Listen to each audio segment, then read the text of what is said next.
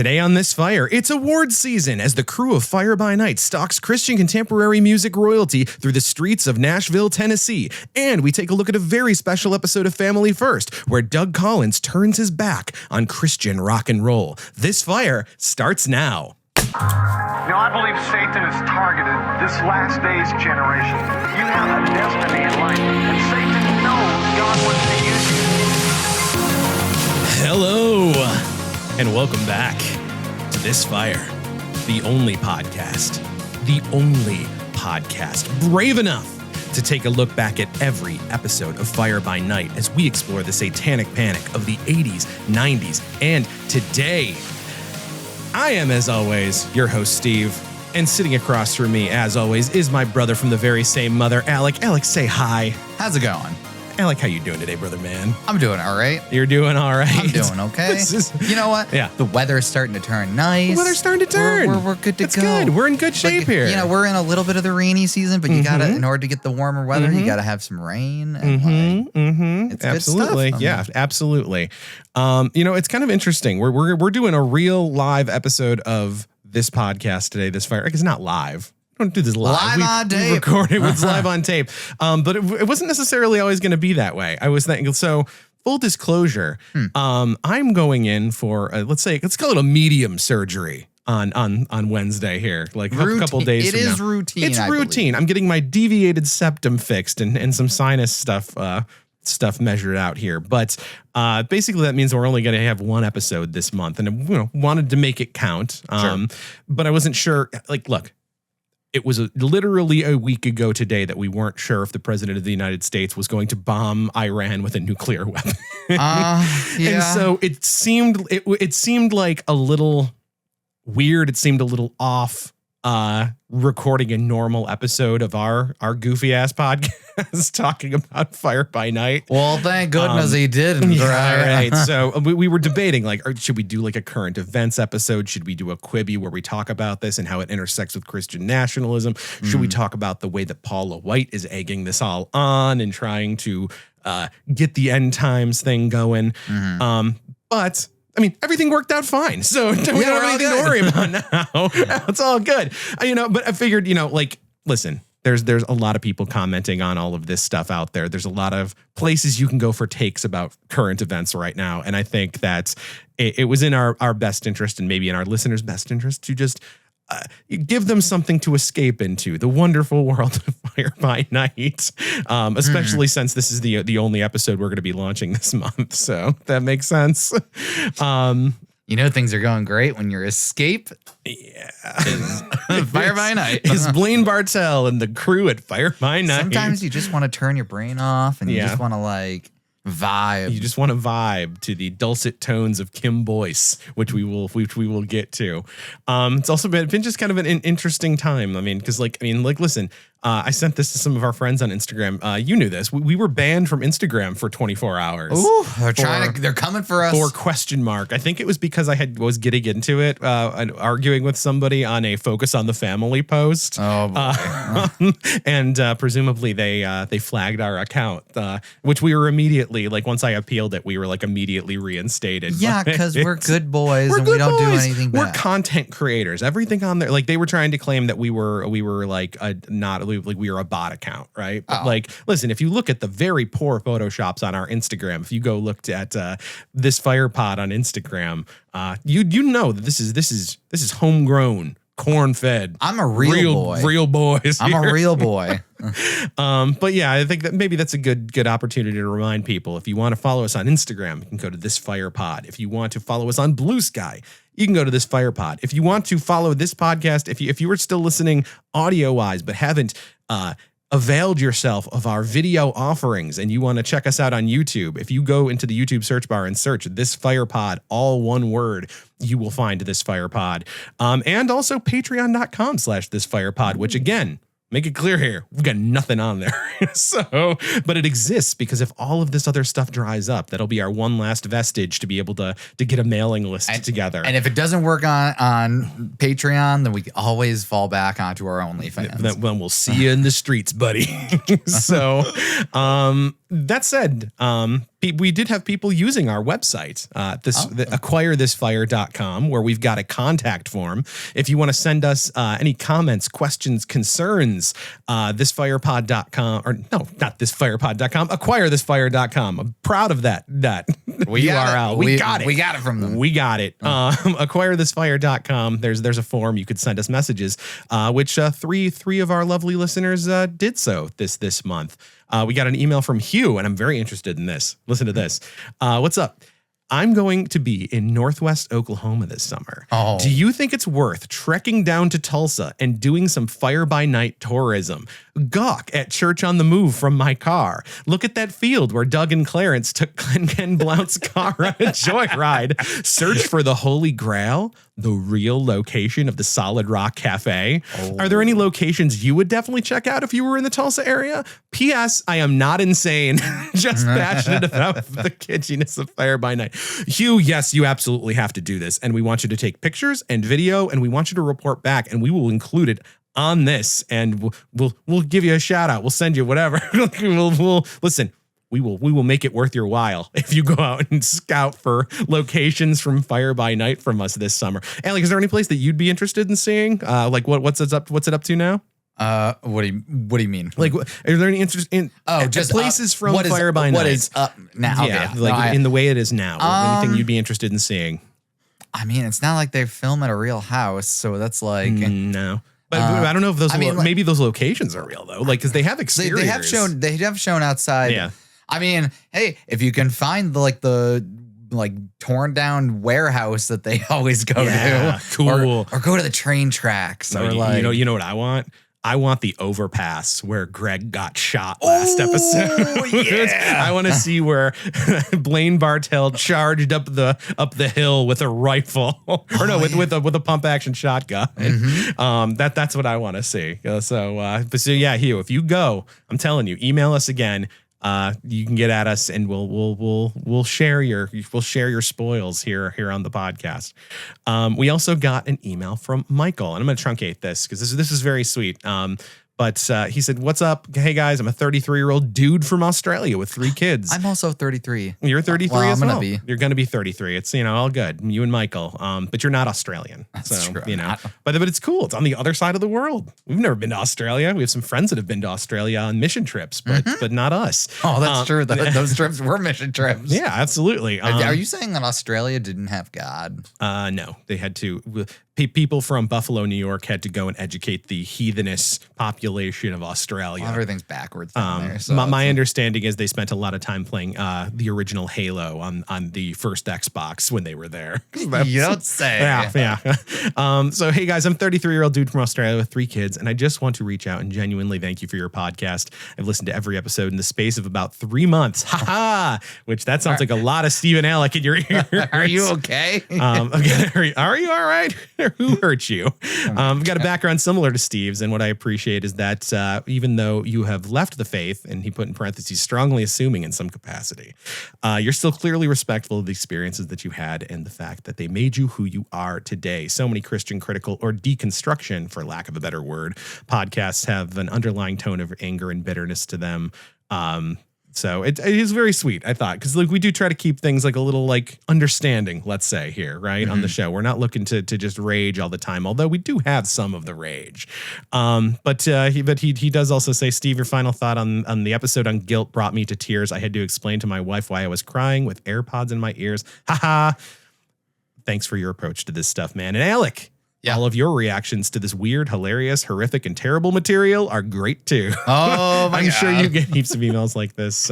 We appreciate you, Michael. That's fabulous. That's not the only time that we've had somebody claim that I made them cry on the guilt episode, which I feel real bad about. And then we got an email from Drew this month. What's up?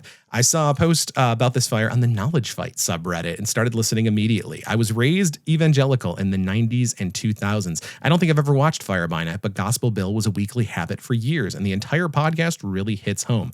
I'm also from Western New York, and I even went to Kingdom Bound in the early 2000s.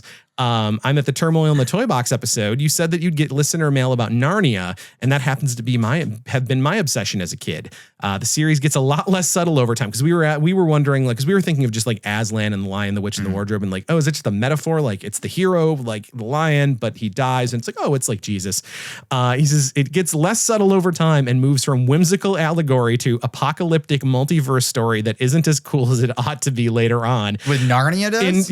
Apparently, which they don't just. I never finished the series. I mean, I watched the first movie. Yeah, they go and then they come and then they're back and then it's World War II and they're good to go again. In terms of whether Aslan is Jesus, there are two passages that are pretty explicit in context. Aslan says that he's known in our world by another name, and Aslan morphs into Jesus near the end of the last battle. See you later, Drew. So Drew, thank you so much. Wait, does Jesus fight? Listen, I think would Jesus pick up a sword? I need to read these books with my kids. Like so, do you? Yes. I mean, like, listen, as a kid, I loved The Lion, the Witch, and the Wardrobe. I saw the movie of The Silver Chair. What's that one? That was another one in there. Did that come after the first Lion, Witch, and the Wardrobe movie? I don't know I don't remember the chronology. All I know is that at some point they started introducing other characters, and I was like, well, there's like Prince Caspian. I think that. So, but I owned The Last Battle, and I thought it was really cool because inside there was like a map of Narnia, and I thought that was sweet. But I was given it as a gift, and because I hadn't read like all the way up to it, I didn't really end up reading it. I just had it, and I thought that it was neat that it had like the diagrams. Did Tilda Swinton die in the first? I think the witch dies. Yeah, the witch dies. Listen, I think this might need to be something that we go and take a look at. Is the entirety of The Lion, the Witch, and the Wardrobe? We could do something. I'd rewatch. We could do something whimsical here. I'm not gonna read the books. Yeah. So thank you to everybody who reached out. And again, if you have any questions, comments, concerns, you want to yell at us about what we're putting on this show, you can hit us up at acquirethisfire.com. Nothing will come of it. No, we'll try to integrate any constructive criticism into this show, but you know, it is what it is sometimes. But listen, we got a jam-packed, supersized episode of Fire by Nite to get into today. But before we do that, why don't we do what we always do about this time and have a check-in with the forbidden fruit of secular pop culture as we see what was happening in the world in June of 1989. Did you ever know that you're my hero? That's right. It's June of 1989 when the #1 song in the country on the American Top 40 was Bette Midler's "The Wind Beneath My Wings" from the movie Beaches. So sometimes you get like, you know, we had You are the wind beneath my wings. we had Madonna's Like a Prayer a couple months ago. We had Paula Abdul's Forever Your Girl last month. And then sometimes you get like middle of the road adult contemporary. Sometimes it's just what you're vibing Maybe for, it is. man. You know what? And I've actually thought about this is like, when you think about what's popular today, like you do still have a mainstream. As much as we like to pretend that everything is atomized out into like everybody has their own algorithm or whatever, there's still like a top 40. There's still acts that are broadly popular, right? Whether it's like a Dua Lipa or a Taylor Swift or whatever, right?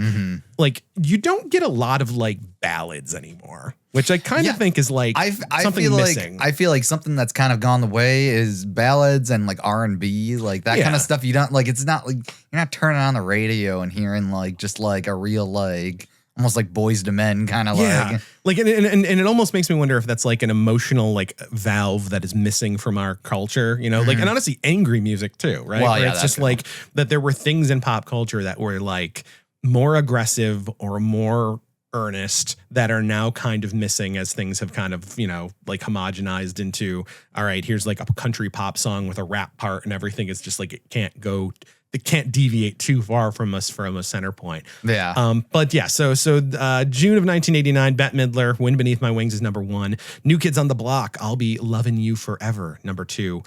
Apparently just a very romantic month, June of 1989. Bobby Brown's Every Little Step, #3. Michael Damian's Rock On, #4. Nina Cherry's The Buffalo Stance. Guns N' Roses' Patience. Richard Marx, Satisfied. Donny Osmond, who we talked about like last month, Soldier of Love is at number 8 this time. Lita Ford and Ozzy Osbourne, and then Cinch. Where are you now? I don't know what that is. How's it spelled? Synch. It's yeah. Yeah. Oh, with the extra S. Cinch. Sync. Box office in June of 1989. Get ready for this one, Alec. Oh. This is the month. Okay, June of 1989. Batman.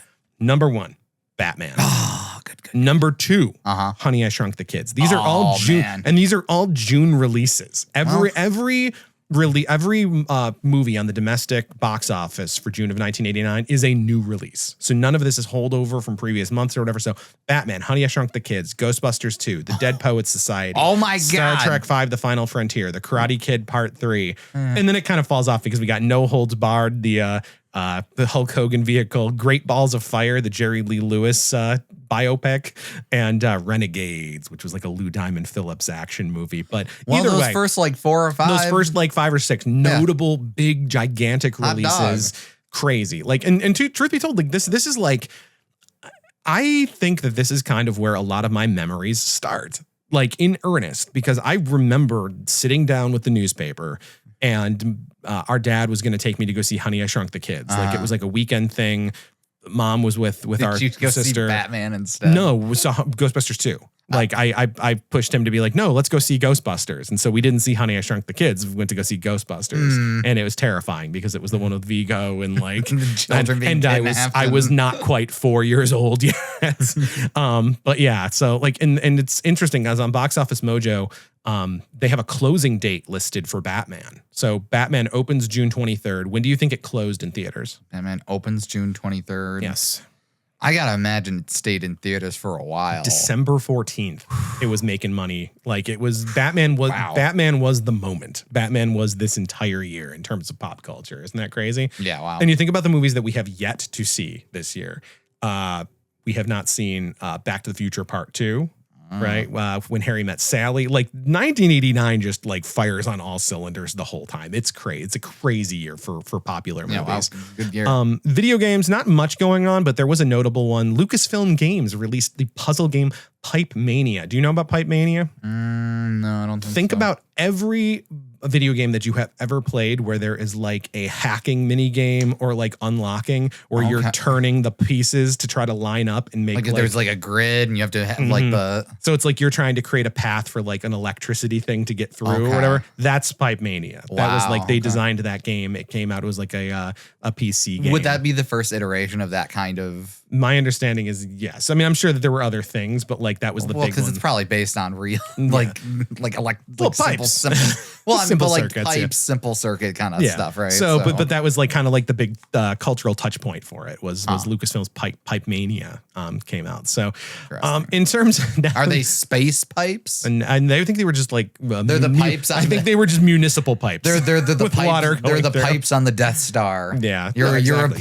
you're a plumber working on the Death Star Yeah, just before the Battle of Yavin. No. This was you were in. It was episode 6. It was the Return of the Jedi Death Star. So you were a contractor who was hired to work on the Death Star. Oh, so you're just getting to the pipe just before they blew it up.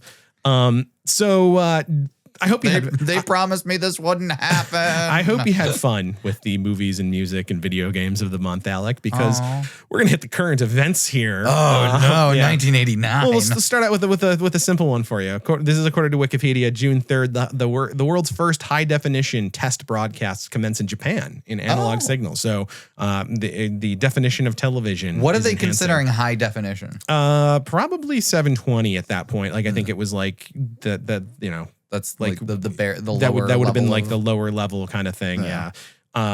June 4th, however, 1989 Tiananmen Square protests and massacre. A violent military crackdown takes place on pro-democracy protesters in Tiananmen Square, Beijing. 1989 Iranian Supreme Leader election. Ali Khamenei is elected Supreme Leader of Iran after announcing the death of Ruhollah Khomeini the day before. Why does the name sound so Ali Khamenei, of course, was just so assassinated familiar. by our government 2 months ago. Wait, he was democratically elected? Yeah, well, it's not like that. It's but like they have like elected. but he's the supreme leader. He's like their he's like the religious leader. That's why Yeah.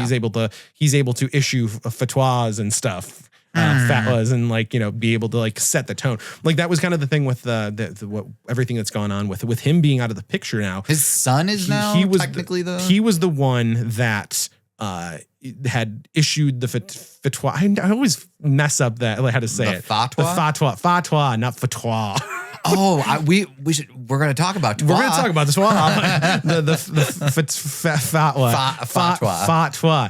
fatwa. But he was the one that was basically like, we're not going to pursue nuclear weapons. And now that he's dead, any of those issued by previous supreme leaders are null and void. Yeah. So it doesn't matter anymore. And so now we're dealing with the fallout of that. Fantastic. And then the next day, June 5th, was actually when the Chinese protester, the noticed Tank Man, stood in front of a column of military tanks in Beijing, temporarily halting them. But of course, that's a very famous picture, and nobody knows what happened to the Tank Man. I think we probably know. I mean, listen, there's a lot of speculation and rumors that he escaped, that he was nobody figured out who he was, so either way, Godspeed. Either way, lots going on. But for now, why don't we leave the world behind with its pipe dreams and its Batmen and its Iranian supreme leaders that would go on to be assassinated by American reality show stars, and focus on what's really important as Fire By Nite and the CCM industry faces the music. So, Alec, we kick off this episode with a shockingly ambitious cold open skit titled Mission Improbable. Hello, Jim and Jimette. As you know, different styles of music have been creeping into the church. In order to find out why these changes began and if they're proper, I'm asking the two of you to study church history. Study? History? Don't worry, you won't have to study. You can just use the door of dimension. It's right behind you. Your mission, should you choose to accept it, is to go back in time and face the music. As you know, if you blow your covers, you'll get cold at night. As always, this tape will blow to smithereens in 10 seconds, so you better jump through the door. 10, 9, 3, 2, 1. Wow! I'm Martin Luther! So, the gist here is that John and Vicky Joe Whitty are time traveling through the ages to see how change in contemporary music was received in Christian circles. And this is like what is not Little Einsteins? What's the Little Einsteins? No, not that. It's like there's the children's show on PBS where it's like, the little bald kid and his friends go back in time to see. I don't know. Do you know what I'm talking about? I know what you're talking about. I can't think of of the Odd Squad? No, I did write a note that this is very Odd Squad code. It's either that or like, did you ever see any of I think it's Lois and Clark. It's like the robot. Well, Lois and Clark was the Dean Cain Superman. So, no, that's not. As a young conservative teen, I watched that all the time. Dang. This is a show that it was like a time cop and his robot. And then they had like a kid that they basically adopted. Are you talking about Where in Time is Carmen Sandiego? No. Where in Time is Carmen Sandiego? Yeah. Oh, was that a sequel?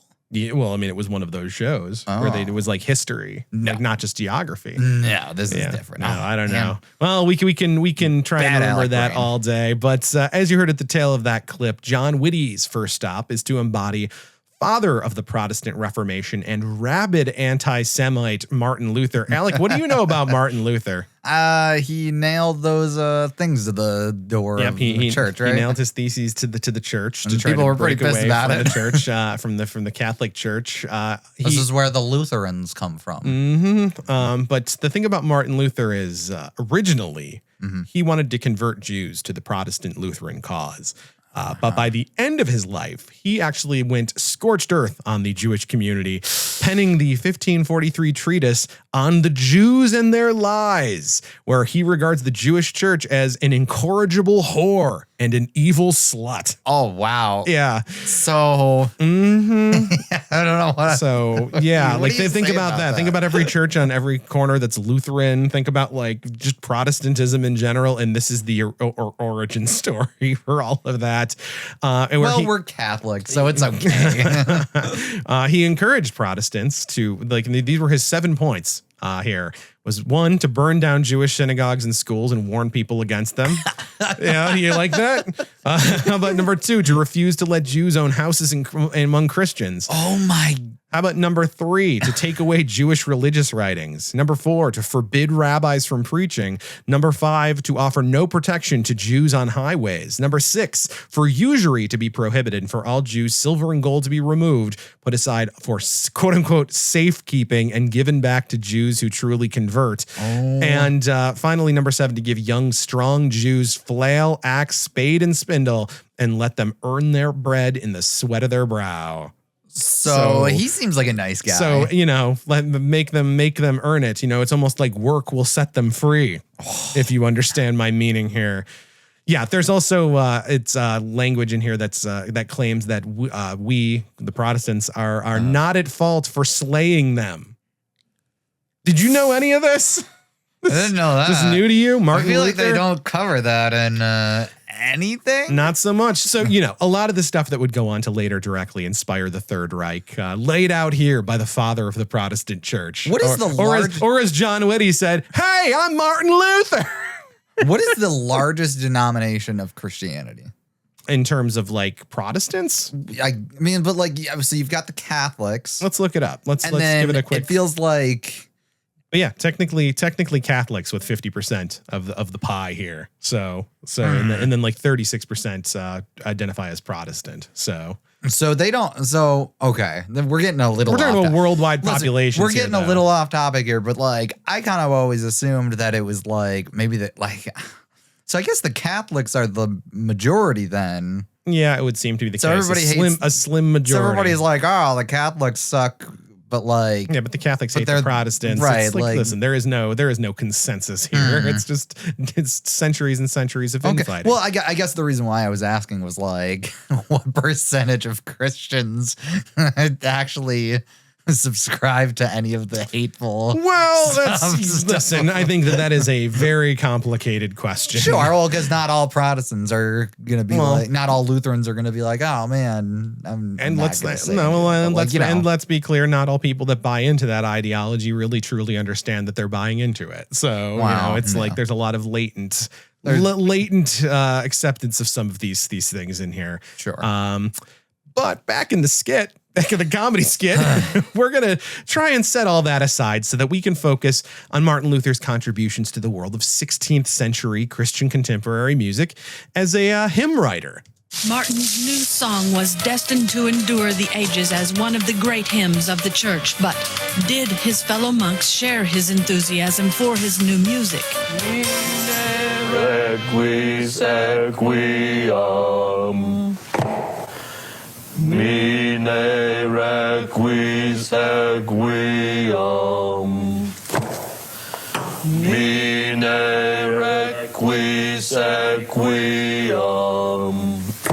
Gentlemen, listen to this new song springing forth from my heart.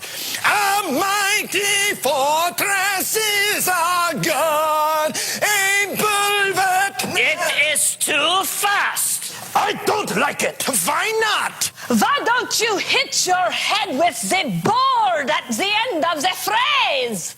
So, a few things. I was going to say a couple of things there.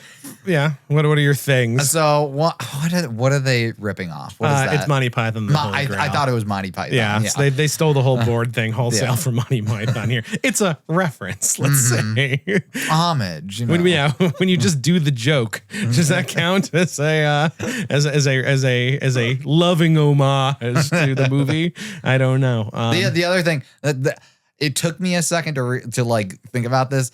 His accent was like is like insane Scottish accent. Insane Scott. I was like, Michael. No, wait, that would have come out like 15 years later. He does. He sounds like Fat Bastard. Get in my hymnal. Also, Fat Bastard was just Shrek 2 years later, right? Well, yeah, listen, it's clear the point that they're going to be making here, that the church can get stuck in its ways and poo-poo. It'll poo-poo new styles and aesthetics, even with those newfangled conventions. If they still have a heart for God. But like, shouldn't they have framed Martin Luther's hymn as like a good song instead of just John Whitty shouting it at the top of his lungs like a maniac? Like, because then that'd be like the viewers watching this would be like, no, wait, why are those monks saying that this is bad? But he's just like, my God, like it's just awful. And so we're like, no, yeah, the fuddy-duddy monks were right. I don't know about you, but I don't think that this show has much nuance and understanding of comedy. I disagree. I think it is one of the most contoured and nuanced programs I've ever watched. Well, then I guess we're going to have a debate about it. Yes. We will have a special episode where we debate the merits of the comedy of Fire by Nite. Isn't that just every episode? I don't know. So the monks, of course, they reject Martin Luther and they go back to banging their heads on their boards. And our secret agents return to their dimensional door to regroup. So, okay, hold on. Yes. Before we move on to the next part of this. Yeah. So he turned into Martin Luther. Yes. And she turned into like the monk guy. Do they not have like... They have no control of this. Well, he seemed to have a little bit of control. I don't know. I think he was just excited to be Martin Luther. He was just dropped into the shoes. Also, yeah, I don't know. Is this an extensive role-playing exercise? Is this like they are those people? I don't know. What are they supposed... I thought they were supposed to be like interfering or like doing something. That's a good question. I don't know. I don't know. Something's not right. Anyways, they're back in the void. Okay. Oh, headbangers in the 16th century. Man, I am ready to go home. Not me, honey. We've got one more assignment before I'm ready to go home. In colonial America, the singing was quite slow and became monotonous. Lively music was thought to belong to the devil. The main reason for the extremely slow singing was the practice of lining out or deaconing the psalms. So now we're here in the 18th century among the Puritans, and once again we're faced with a stagnant, regimented musical landscape in the church. The heady days of the witch trials were largely over, and the music in the church was whack. So this starts to frustrate some of the leaders within the church, and on this particular Sunday... Your witch trials are whack. Your music is whack. The whole thing, whack. The buckle on your hat is whack. Whack. So on this particular Sunday, one of these fed-up members of the church brings in a special musical guest, the prolific hymnist Charles Wesley. Appreciate it, Pastor. Like to sing one for you now. One of my English brethren had written. His name is Brother John Newton. Amazing grace, how sweet the sound. It's too lively. It sounds just like the music from the tavern. Oh, That flaming guitar is too loud. I can't hear the lyrics. it's devil music. It is. I think I'm ready to go now. Burn him at the stake. So, just a diabolically bad accent that he's got there. Listen, your Catholic mass going self might actually know some of Wesley's works, including Christ the Lord is Risen Today, and of course his most famous piece, Christmas Eve Mass staple, and It's a Wonderful Life needle drop, Hark the Herald Angels Sing. So this is him. Okay. And Amazing Grace here. But unfortunately for Mr. Wesley, much like Marty McFly at the Under the Sea Enchantment Dance, the congregation's kids might love his tunes, but the current crop, not so much. They're not ready. They're not ready for it, and they run him out of town on a rail, or I guess they would have if they had access to trains at this point. I don't know. So, anyways. The church folk chase him, and we get a VO speaking to the context in which these new musical styles found themselves within the church. And though they weren't always initially received, they were born of revelation. In other words, like a dude could get a really heavy revy, and the Holy Spirit could just like lay a tune on him, and people could hear it, and they would just go, yeah, or nah. Oh, we did it. We faced the music. And we lived. You know, things were the same back then as they are today. Yeah, history repeats itself. Is that in the Bible? No, it's on Fire by Night. They screwed up the formatting of the intro. They didn't say the thing. Almost live on videotape. It's Fire by Night. That's all they have to do. Do you think they were trying to get away from the formatting of like the SNL reference kind of thing or whatever? Because come on, you had one job. I mean, I guess the question we'll have to answer next time is, do they do the full thing? Yeah, I don't know. I mean, listen, I'm sure they'll duck in and out of it or whatever because there's no rules. You can't put Fire By Nite in a box. Come on now. I will give them a little bit of credit. Yeah, I like the door. Like the door effect. Yeah. Them coming in and out of it. So for sure. Good Just them. using some good masking there. Anyways, as you heard in that VO, they're framing the works of folks like John Wesley and Martin Luther as being divisive in their time, but ultimately proven out by history to be divinely inspired. Which, given we know where this episode is going, what? No, go ahead. I was going to say, like, this definitely isn't heaping an obscene amount of spiritual importance onto, say, the catalog of Kim Boyce or Mr. Brian Duncan. like people don't like this now, but it's divinely inspired, and one day people are going to get it. Are you saying that Brian Duncan is not a a voice of God? Listen, in a way I believe so. I'm just saying that like people weren't ready for him.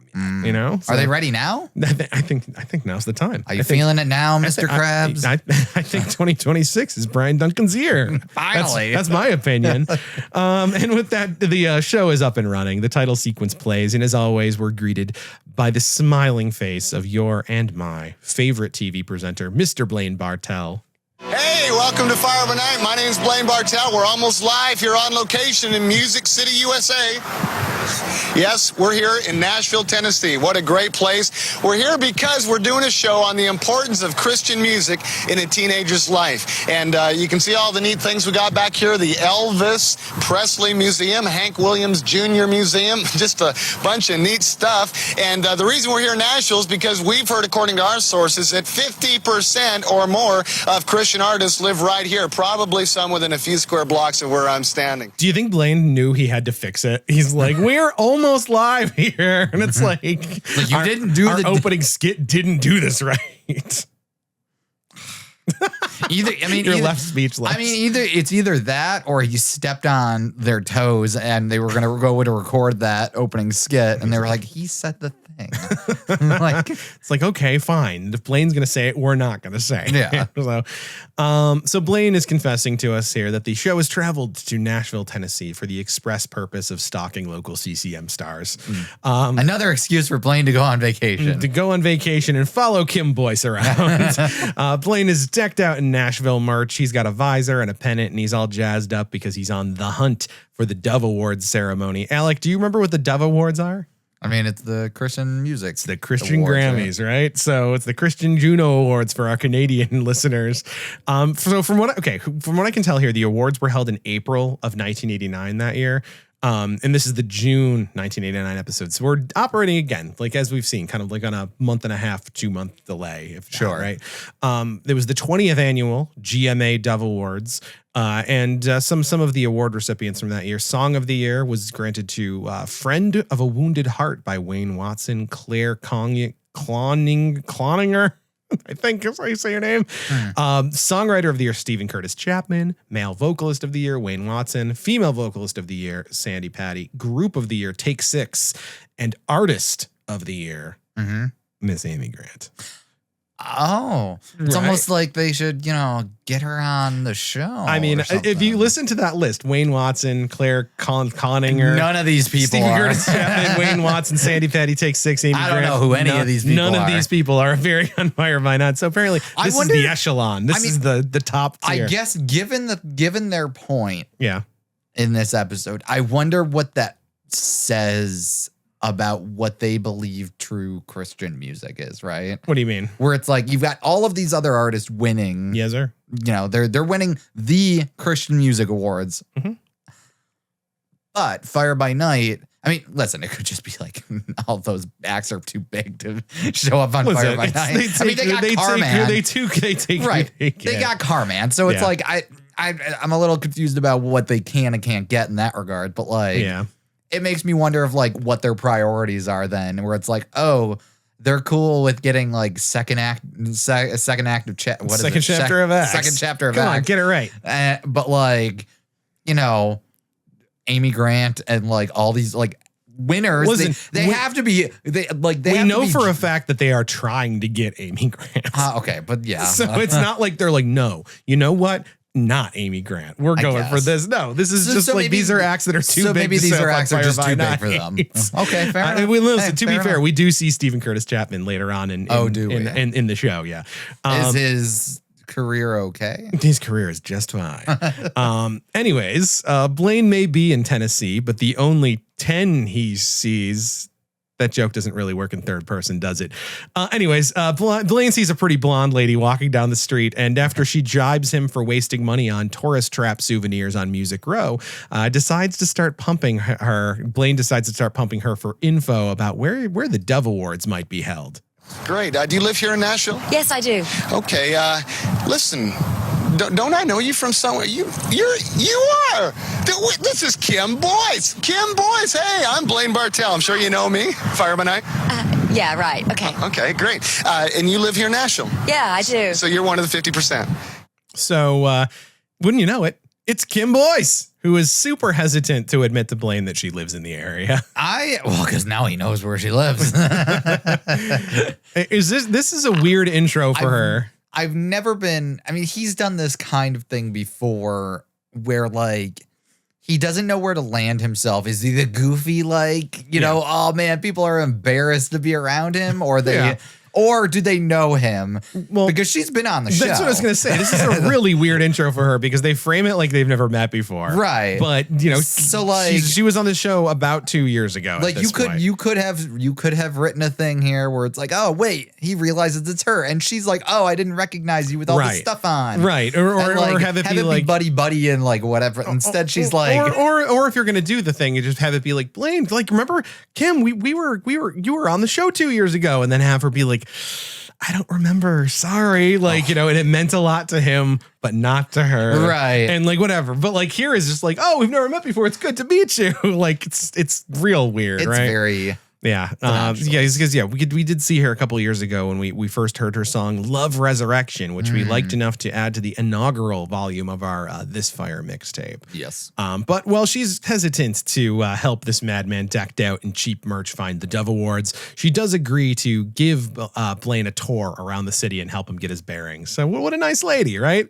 And as Blaine and Kim run off into downtown Nashville, we head into our next skit.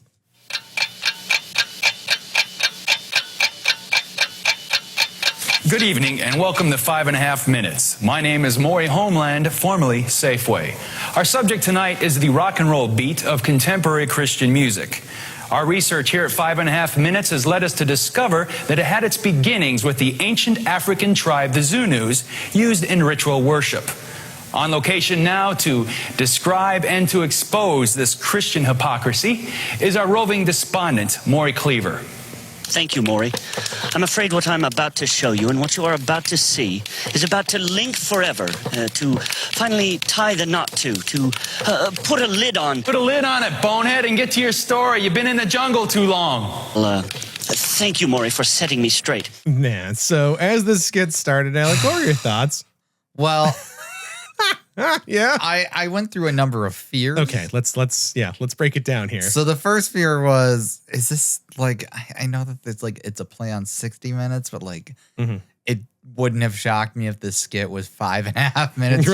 You were just like, no, is this thing's gonna be 6 minutes, almost 6 minutes long. And then they went to Africa, quote unquote. Yeah, so and my heart sank. Yeah, as my spidey sense going off, as the title at the bottom said, on location in deepest, darkest Africa, and my whole brain is just like, Oh no. Oh no. Oh no, no, no, no, no. This had the potential to go super sideways. That's where that's originally from. Yeah, I did not. That was a song from the 60s. So yeah, this whole thing had the potential to go super sideways. I mean, it didn't go. Okay, here's the thing. Yes, it's not like it got any better. Okay, listen. Hear me out though, because our correspondent tracks down the tribe he's looking for, and then and he discovers this. Let's watch and see together as they give themselves over to the beat, giving their whole tribal bodies and souls and tribal spirits to it. What a mighty God we serve. What a mighty God we serve. Angels bow before him, heaven and earth adore him. What a mighty God we serve. Excuse me, Maury. We seem to be experiencing some sort of technical difficulty out here. I can't understand it. I don't know exactly what it might be, but... Yeah, as I was saying, the rock and roll beat is not evil at all, but it's good, and it can even help in praise and worship. So our correspondent here sees that this African tribe is just a bunch of normies worshiping Jesus and that there wasn't anything to be afraid of, and fakes a tech issue to get out of the hot seat. And then the anchor changes his tune entirely. And as a visual gag here, it literally has egg running down his face. They're so funny. Listen, again, like this is interesting to me for a couple of reasons, because again, how often has the line, especially as we've gone into like Satanic Panic stuff, the line of these tribal beats and rock music, right, gets like trotted out by pearl clutchers to try and like they demonize rock music and metal in like this very transparently like racially coded way. Like, so I was a bit fearful about what we were going to see here, but I'm going to be honest. It was fairly measured by Fire By Nite standards. And like, like they're clearly demonizing those people, right, that are like making those claims. And like, it was on the side of the tribe. Yeah. So like, hats off to Fire By Nite, I guess. After that, though, we're back on the streets of Nashville, where we're after the Dove Awards, and Kim Boyce is showing Blaine some of the hot spots to spot that Christian stud just off Music Row.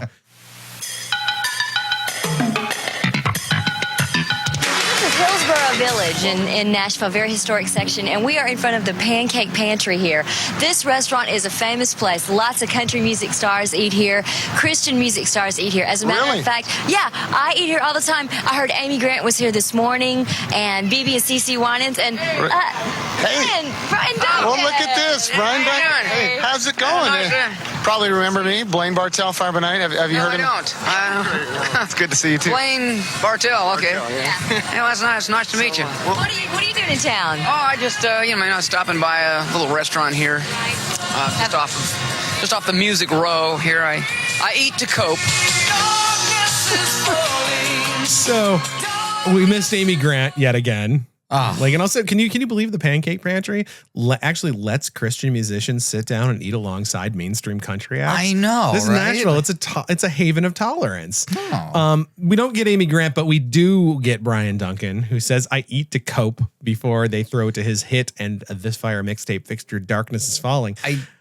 He's coping because if this is the morning after the Dove Awards, I bet he didn't win. Well, we know he didn't win. We don't know who every nominee was, but if he was nominated, we do know that he was shut out because a quick command F on the Dove Awards 1989 history page yields no results for Brian. Ouch! Better luck next year. Duncan claims he has a dinner meeting he has to get to, just after eating a bunch of pancakes, apparently. And he dances off down the street as we hear a little bit of Kim Boyce's cover of Rare Earth's 1971 hit, Celebrate. There you go. What a guy.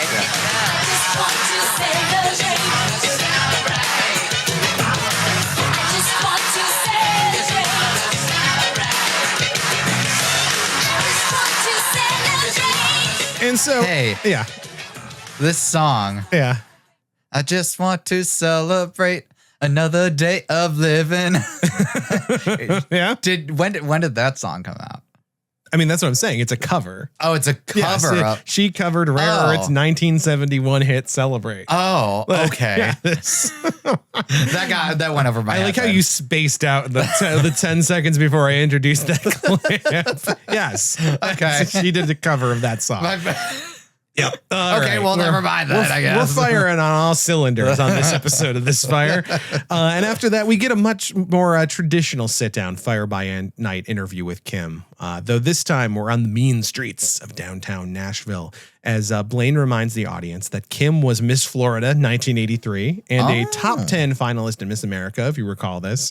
We took a look at some of her pageant footage last time we had her on the show. And then we see Kim put those pageant skills to really good use as Blaine asks her how it feels to be a role model to so many young people. That word that you just said, responsible, I think that's the biggest thing that I feel is just a huge responsibility in the role that God has placed me in right now. As a role model and as someone who kids are looking up to because of a position that I have in Christian music, because kids, we all think musicians are cool. And so as a result of that, it kind of gives us a special platform to talk about the Lord from, and so I'm thankful for it. But at the same time, I definitely feel a big responsibility to the people that I minister to. That is some grade A Miss America question answering, young lady. Okay, to be fair, I feel like most of the interviews that he conducts with are just kind of like this. Are a very similar breed of just like, it's a lot of like, oh yeah, it's really important to be like a role model and like and then they kind of trail off. You mean that you don't have a bunch of Christian contemporary artists pulling the MTV trick of like, I never said I was a role model. Well, no, but like, like, you know, like a lot of like these interviews end up sounding very similar because they use a lot of words to say not a lot. Okay, but that's the thing. Not every interview. That's not every interview. But break down what she said, right? She launches off with that word you just used, responsibility, and then goes on, right? Like that's masterful because it's like you're making it clear that you were listening to the judge's question, right? You're validating them by kind of complimenting their word choice, and then you're giving your brain in that process a few extra seconds to kind of formulate your answer. So you're filibuster. It's just beautiful. It's like fantastic filibustering here. And I also did like how she snuck in, and you know, kids, we all think musicians are cool. Kim is pushing 30 at this stage. Although I guess that's kind of Fire by Nite's MO is that what's wrong with turning 30? To having 28-year-old, 29-year-olds who are like, yeah, us kids. Like it's basically how Family First operates in its entirety. Oh my God. And then she remembers what show she's on and realizes, oh yeah, I'm among friends. And she lets her guard down with her real answer here. But the answer to our problems is Jesus Christ, and as a result of that, we don't have to know all of the answers ourselves, but we know that we can turn to Him to find them. I just want to celebrate another day of living. So like, what did you think about Kim's version of Celebrate here? And I think the answer is you didn't realize it was a cover. Well, I didn't realize it was a cover because I was like, wait a second, this sounds like maybe she ripped her. Sounds familiar. She ripped that off? No, she did a cover. She did a cover, which is fair game. Yeah. I'm not going to blame her on that. Are you going to claim that all covers are ripoffs at this point? Like, wait a second, they stole this song. You're not allowed to sing any other songs that you have not written. Of course. And after that, we're on to our next skit. WTV News, where you hear it. Hi, this is Kurt Smoter. This week in music news, my mama released her brand new music video, The Naked Cross. Unfortunately for my mama, the video has been banned everywhere except the District of Columbia. This is my mama's reaction. I don't know why they wouldn't play my video. It had a cross in it. Yes, and it also contained 100 naked women. Well, you know, sometimes that's how it goes. I mean, this is a jab at Madonna, right? Yeah, of course. My mama. Yeah. So this, of course, is a parody of MTV News, titled the WTV News, where you hear it warped. First off, their Kurt Loder parody, Kurt Smoter here. They title him, they give him a lower third. This is Mr. Excitement. Okay. But they already have a Mr. Excitement. It's Lee Wilson. So this was bothering me so much. I actually reached out to Chris Tice yesterday. Oh, really? I was offended on Lee's behalf, stealing his nickname for this Kurt Loder parody. Turns out that it was kind of a happy accident. They were making a joke about Kurt Loder being kind of so deadpan. It was Mr. Excitement. But also then it turned out to be Lee's stage name, which they didn't know when they were writing it at the time. Gotcha, okay. Speaking of Chris, did you see the background here? On the MTV, the WTV segments? I did not. Take a look. Take a look. Lean in here if you can see it. It's the fishermen. Oh, Oh, it is the fisherman. It's the fisherman statue. Yeah, you're that right. Chris told us is hidden in every episode. So it's being used as like a textural background here for the WTV. Second, though, I just want to say, so the slogan where you hear it, warped. Like, here we have my mama defending her music video as having a cross in it. And then when the WTV newsman Kurt Smoter is like smugly pushing back on it, like WTV seems to be the good guys here as far as Fire By Nite is concerned, right? Yeah, she's the one pretending to be a Christian, and they're like, well, you had a bunch of naked ladies. Exactly, right? So like Smoter says that the video's been banned everywhere except the District of Columbia because what's wrong with that? Government bad, Alec. No. But government's good now. Government's good now. Everyone else has their heads screwed on straight, but not those creeps in Washington that would want to see 100 naked women. Wait. But weren't Republicans in? Yeah, but it was George H.W. Bush. Nobody liked him. Not good enough. Nobody was. He wasn't going too far. Yeah, listen, this is a total sidebar, but do you ever just feel like the politician government hate, like it's just kind of a self-fulfilling prophecy because it just kind of keeps out people that can like feel they can do a good job because they feel like, oh, it's all corrupt and I'll never make a difference. And then it lets the people who are actually corrupt like get in there and do it. Yeah, well, because those people have no shame and they're willing to be yelled at because they don't care as long as they get their money. Right. Like just generic cracks like this, right? Where it's just like, in Washington, D.C. didn't outlaw it because of course. Well, maybe you should let regular people become politicians so that they could do what they want to do. Well, they don't want that either. So then we get the next news hit where they do a Guns N' Roses parody called Rifles and Daisies. And their frontman, Drive Shaft Rose, is being confronted by a WTV reporter about their song, Drive Your Car Off a Cliff and Party Till You Drop, which sounds pretty darn cool to me. He tackles him to the ground. Yeah. The reporter is trying to confront Drive Shaft as an actual car full of kids drove their car off a cliff after listening to the song. And of course, Drive Shaft says, like, I'm not a role model. Like, they didn't do it because I told them to do it. They would do it anyways. Yeah, exactly. Like, we've had this conversation before. I do think that there's meat on the bone in the kids being influenced by media they consume conversation, and adults too. But like, again, WTV is doing the legwork here you'd expect Fire By Nite to want done. I'm tired of taking the heat from all of you guys for everything. That's all for now. More news later. WTV News, where you hear it. Warped.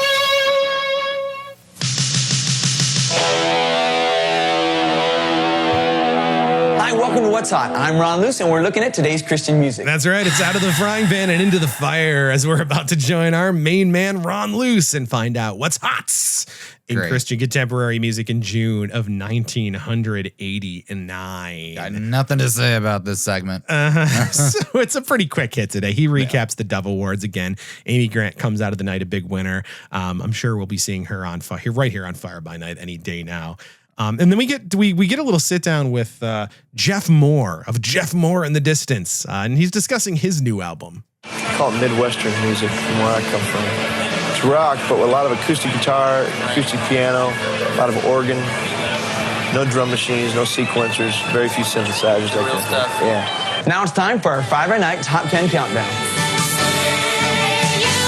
So like, I have a thought. What is your thought? So, like, listen, whatever, Ron Luce, I would be interested to know what his interviews are like, and having seen how Blaine interviews. Yeah. I mean, people in general, but like musicians, like Blaine kind of interviews people like almost like he's like a child half the time. That's not nice. Well, okay, no, not he breaks it down for the kids. No. But like he interviews people a lot of the time. Like he's like almost a big fan, and he's just lucky to be sitting next to them, kind of like you're whatever. right. He does have a little bit of. So I'd be interested to him. know what like Ron Luce is like interview style is. In comparison. Yeah. Can I just say though, with this interview with Jeff Moore, like it was like low key shade being thrown at electronic music and like drum machines. Yeah. Wasn't this whole program supposed to be about how new music and new techniques can be good when used to honor the Lord? Okay, so here's Jeff Moore being like, We don't have none of that synthesizer stuff. No, It's but good because country funk, because that country stuff is music for that country stuff folks, is a little Midwestern rock. That stuff is a little too new. A little too, like a little bit of pop, a little bit of funk or whatever. Mhm. That stuff's been around for at least a couple of years now. That stuff's fine. That's okay. So they kick us off into the top 10, and it's a little bit of an odd one because we don't see Kim Boyce anywhere on here, which is a rarity. No. That said, there's also no Sandy Patty, Amy Grant, Take 6, Wayne Watson in here either. So we're kind of sharing the wealth this month with all the losers at the Dove Awards with this top 10. Brian Duncan's Strong Medicine is at number 9. Rick Kua's Crash the Party is at number 6. Your boy. And the top spot is Twyla Paris's True Friend.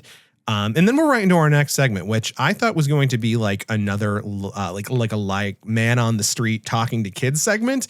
But it turned out to be a man on the couch segment where Fire By Nite talks to a whole host of CCM artists and asks them, who is your favorite musical artist? I'd say definitely Phil Keaggy is probably one of the top. I love Phil Keaggy. I love his guitar playing. Charlie Peacock, the Choir. These are some of my big favorites. And The Choir is definitely my all-time favorite band. Schubert. First, I have to say, honestly, I'm not trying to be spiritual. David, you got 150 psalms to start with. As a lyricist, he's it. I don't even believe that I have a favorite. You believe that? It's Mickey Mouse. No. I kind of have a closeness with Mylon and his whole thing, Mylon Lefebvre. J.S. Bach. The Honey Tree. I love Whiteheart and Stephen Curtis Chapman. I pretty much play my own records at high volume, Blaine, and I look at huge photos of myself and I'm pretty into it. That's what I thought. No, I know you sense that about me, huh? Yeah. I'm just having fun. Okay, bear with me. Deep cleansing breath. Oh my God. So that's like a minute and 15 seconds long, but I just wanted to play the whole thing because have you ever seen a collection of people so terrified to name their actual favorite musical artist? And it's like, we've mentioned this before. They all have the same cadence. It's like either they all have the same media literacy coaches. Yeah. Or like none of them have none of them do. None of them media do. training. Listen. Like it's so odd to see such a spectrum of people that all act the same talking to Blaine, and maybe it's him. Well, we don't even know that Blaine is the one doing the interviews. That's true. We don't know. So that's like the thing. But like, listen, my point here is like not to be gross, but like these answers are so like incestuous. Like they have to be other CCM artists, right? That they're answering, or a long decomposing classical artist. Because you have people saying like, yeah, no Bach. Like we've heard these people's music before. Like they're clearly inspired by everyone from the Beatles to Bruce Springsteen to Bananarama. But they all have to claim that their contemporaries are their favorites. And then you get Glenn Kaiser from Res Band claiming David as his favorite musician of all time because of his Psalms. Get the out of here with that virtue signaling. Lame. Like, your favorite artist is Mylon Lefebvre. Well, mine is David. Yeah, that David. Get more biblical than that, bitch. I think that's also part of it, right? Where it's like like they're coming at it from like multiple points here. Yeah. They don't want to, step on anybody's toes, but then they also don't want to like out themselves as people that the worldly music or whatever, because there's no way that all of these people exclusively listen to CCM. There's no way. What are you talking about? And then on top of that, they're all like also kind of vying for like, well, I'm a little like, I'm a little better than like their totally. And then what's his face comes right out and it's David, God, get out of here. Come on, he's not even trying. Get the hell out of here with that. And after that, we head back to our tour of Nashville with Blaine as Kim Boyce takes us on a behind the scenes to show us where the magic happens. Okay, Kim, where are we now? This is Omni Studio in Nashville. This studio is used by a lot of Christian artists to record their albums here.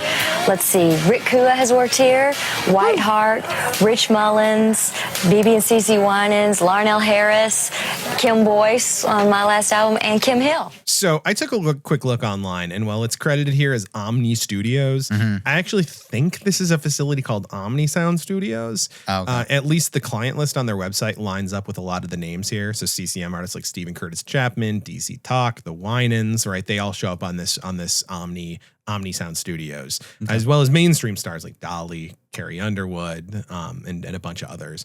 I actually don't have a good sense of if this place still exists or not, actually. So they definitely did up until a few years ago, because their website is still active.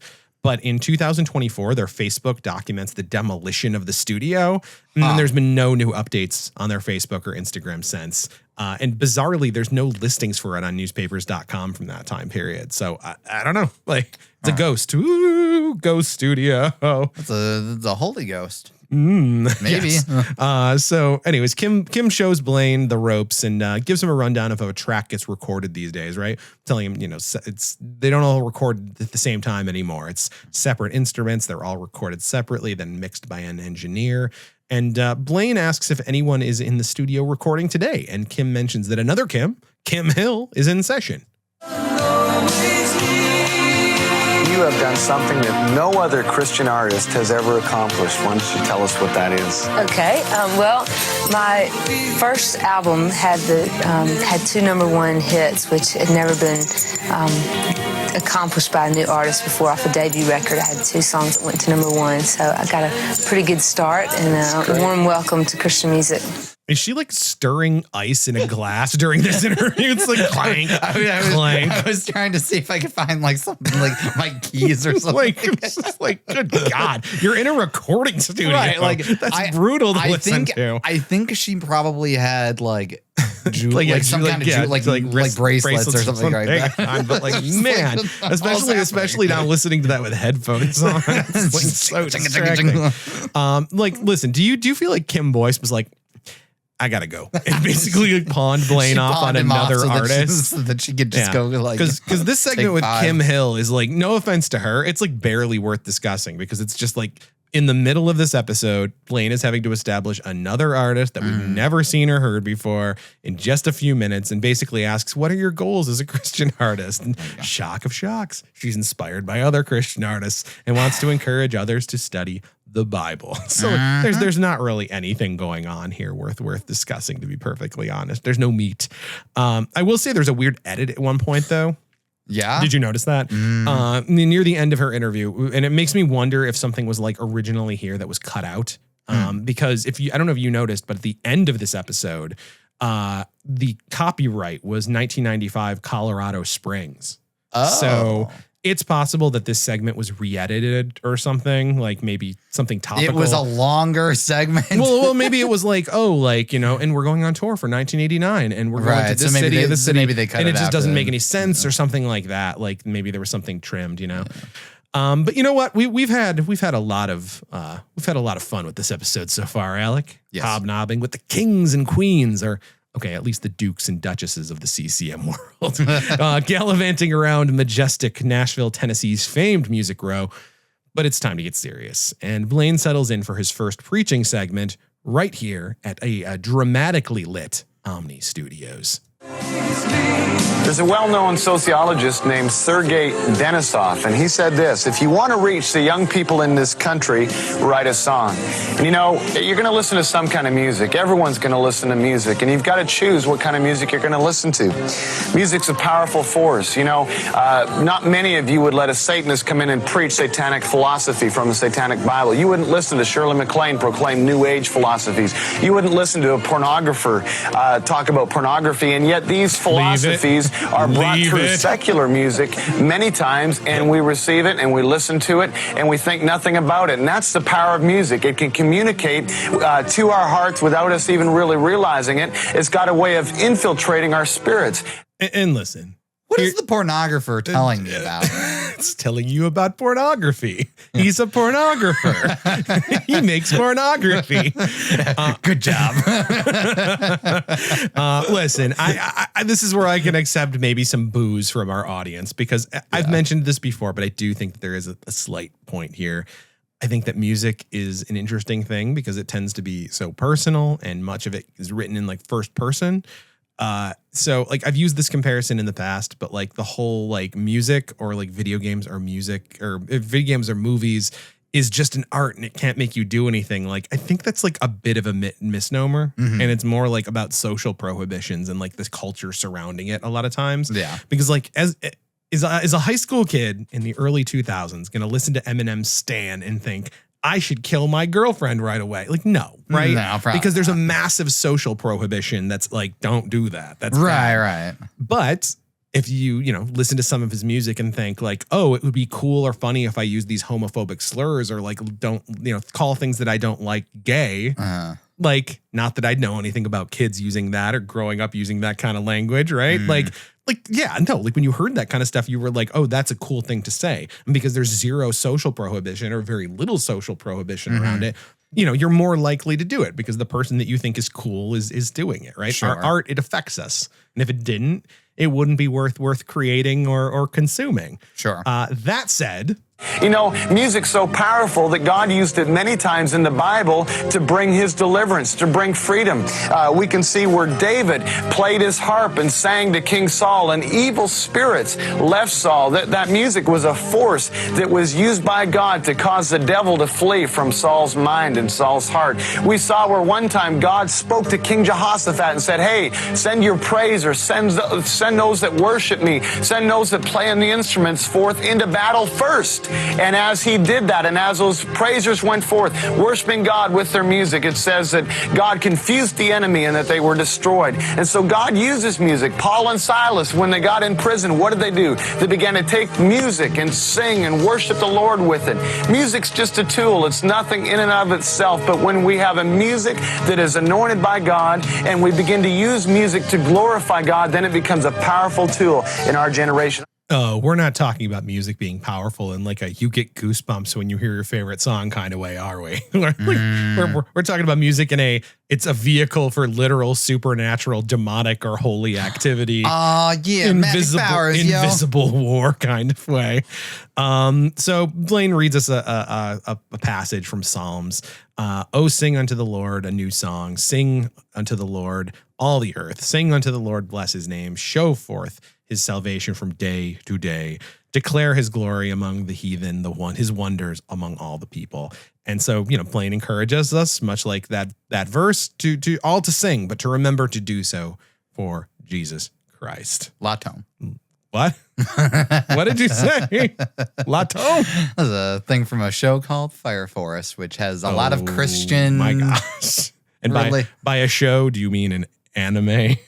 Yes. A Japanimation? A Japanimation. It's you got the Holy Soul Empire, which is basically an analog to the Christian church, and everything's got a cross, and all right. And then they tent their hands. Okay. And they say Latom basically as amen. Amen. And on that note, we're going to take a quick break. They're the bad guys. But don't touch that tile. Whoa, that's a concern. Because when we return, we're going to be taking a look at a very special episode of Family First, where teenager, we'll put that in quotes, Doug Collins is forced to reckon with the evils of Christian contemporary music. Wait, that can't be right. Stay tuned. This Fire will be right back.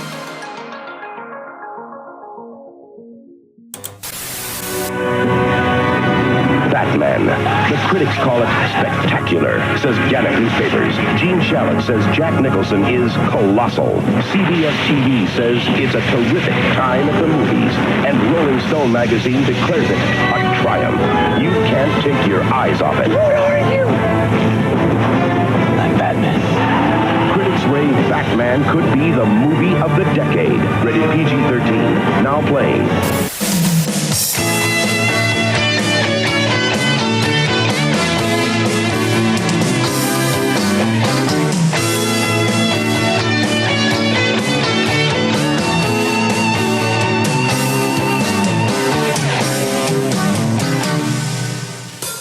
That's right.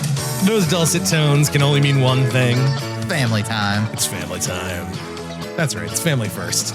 The show within their show, within our show, where we follow the Collins family and their lovable sidekick Clarence Stanley as they navigate the ins and outs of this topsy-turvy thing we call life. But before we get into the content of this month's episode, though, I think that maybe we should check in with Greg from last month's episode and see how he's doing. Oh, no. Oh, that's right. Just as I thought, he's still in hell. Oh, man, that's a bummer. Anyways, forget Greg. In this episode, we start not in the Collins family living room home set as we usually do, but at a local radio station where Doug and Clarence are live on air and promoting a concert coming to the Solid Rock Cafe. Now, Doug, how were you able to get a big contemporary Christian group like Twa to come to Solid Rock? Well, we've been working on this for about the last 20 years. Actually, Clarence, we've been working on this for about 6 months, and we just want to say that we want to thank everybody out there for supporting us, buying our oranges, our candy bars, and even our gospel socks. And, it's all really paid off. Tonight, we're going to have a tremendous time. We believe this is going to be a turning point in the young people of our community. We believe tonight young people are going to be touched and reached as Twa happens at the Solid Rock, 7 o'clock. Doug, why are you talking so low? Well, you always talk low when you're on the radio, Clarence. That's right, Alec. It's Twa. We're gonna have to ask Chris Tice about where that name came from here. But the radio host tells you to bring your unsaved friends to the rock because Twa is gonna rock their faces off. Evidently.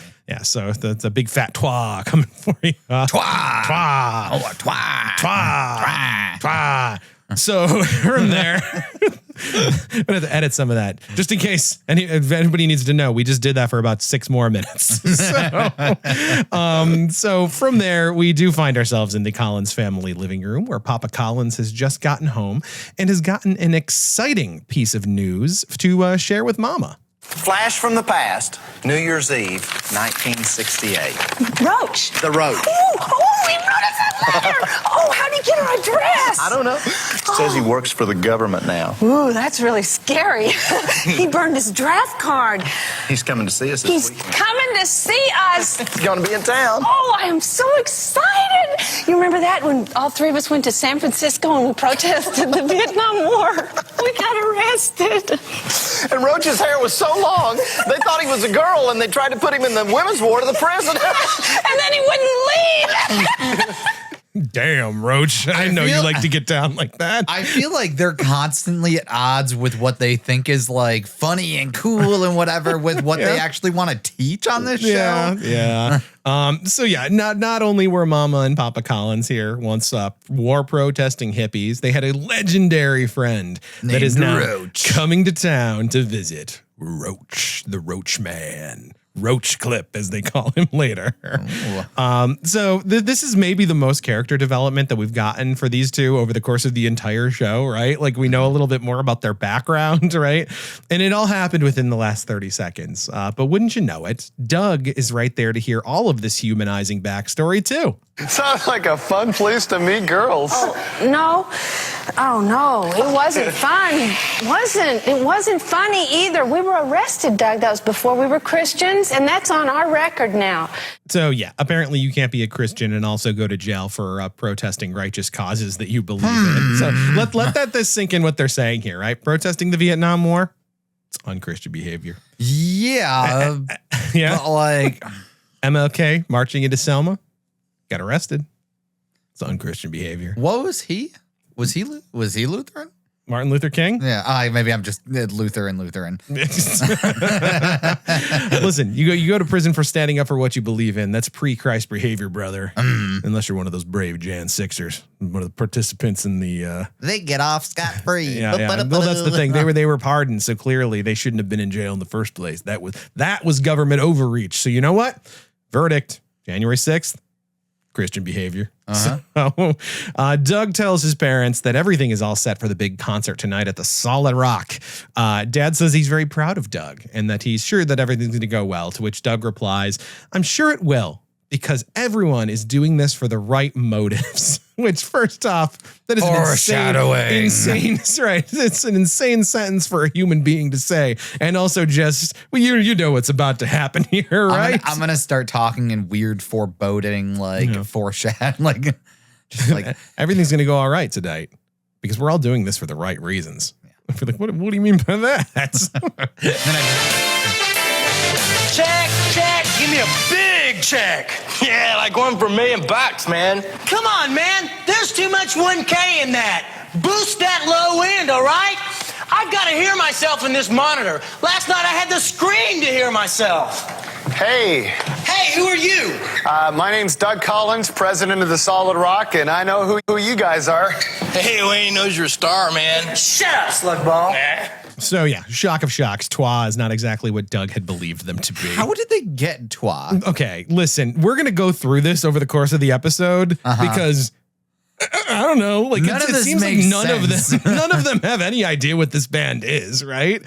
So like, when he was spending 6 months selling oranges and candy bars to raise the funds to see them, he apparently had no idea what he was getting himself into here. They're an auditory medium. He never listened to them once. Doug, listen, we're gonna learn more about how into Twa Doug Collins was. Doug asks if everything went all right getting into town, but things were decidedly not well, as the hotel wasn't ready for them. The airline lost their luggage. Doug says he's going to take care of all that, right? And asks if they have anything else that they need. And they list a rider of snacks, only green M&Ms and Perrier and limes to put in the water, right? Because they're Christians. They're not going to get any beers or anything. And also ice. And ice. They need ice. And then Doug asks them if they want to have a quick word of prayer before the show. We're about to let everyone in. You guys want to have a quick word of prayer and just ask God for his direction on the concert tonight? Hey, man, we know the direction of this concert. We've done the lousy thing 1,000 times. So why don't you just get off the stage, okay? Thanks. I said take that 1K down and boost the low end, all right? So yeah, Doug and Clarence clearly didn't do any research on this band before they booked them. Like, I feel like it would have been one thing if we were shown this band that looks like a super Christian act, right? Right. And then, oops, it turns out they're real jerks, right? Or do drugs or whatever. Right. You know? Like if they were like specifically pretending to be that, and then he realized something about like whatever. Right. Yeah. But like this is like they're pretty nakedly just kind of obnoxious. Yeah. So like especially without seeing how Doug and Clarence were like deceived, it just kind of makes them look like idiots. Yeah. And listen, if anything, if Doug is really the president of the Solid Rock as he claims, what does that even mean? Is this a school club now? He's the president of the Solid Rock. I thought the Solid Rock was a place that they happen to do their activities at. Mm-hmm. How does he He's become the president? He's the president. What does that mean? Self-appointed president. The Solid Rock is a dictatorship. I mean, it wouldn't shock me if Doug usurped some kind of... There was a youth pastor at some point. Do you think that he got him fired? Probably. And Doug took over and called himself president? He's like, this guy's not Christian enough. Yeah. I guess I'm going to have to step up. Yeah. And he's not doing a very good job because it would have been his job to vet Twa. But, meanwhile, Mama and Papa Collins, they're back at home and they're reminiscing over photos from back in their hippie days. And they've changed so much, but wonder what if Roach hasn't changed, right? And Papa Collins says, well, they're just going to have to fish for his soul and try to save him. There's nothing like seeing an old friend and your first instinct being, how are we going to lecture him when he gets here? Change him when he gets here. Like with no prior knowledge of what he's actually like at this point. Exactly. And like, listen, all they know is he's a G-man. He's from the government. Which they also don't like. They don't like that either. So what if he's a non-Christian government employee? Oh my gosh. Like, so he's a non-Christian and their tax dollars are paying for his salary. Listen, it's time to go all Kim Davis on this one. I think we're going to have an anti-tax episode. And then they come across one particularly follicled photo of Papa Collins in their scrapbook. Look at this picture of you. You know when that was taken? The day before that big Hendrix concert. What was the name of that no-name band, that song we always sang? Oh, I'm glad we got saved and got delivered from that kind of music. How'd it go? Get lost, follow me to nowhere. Get lost, follow me to nowhere.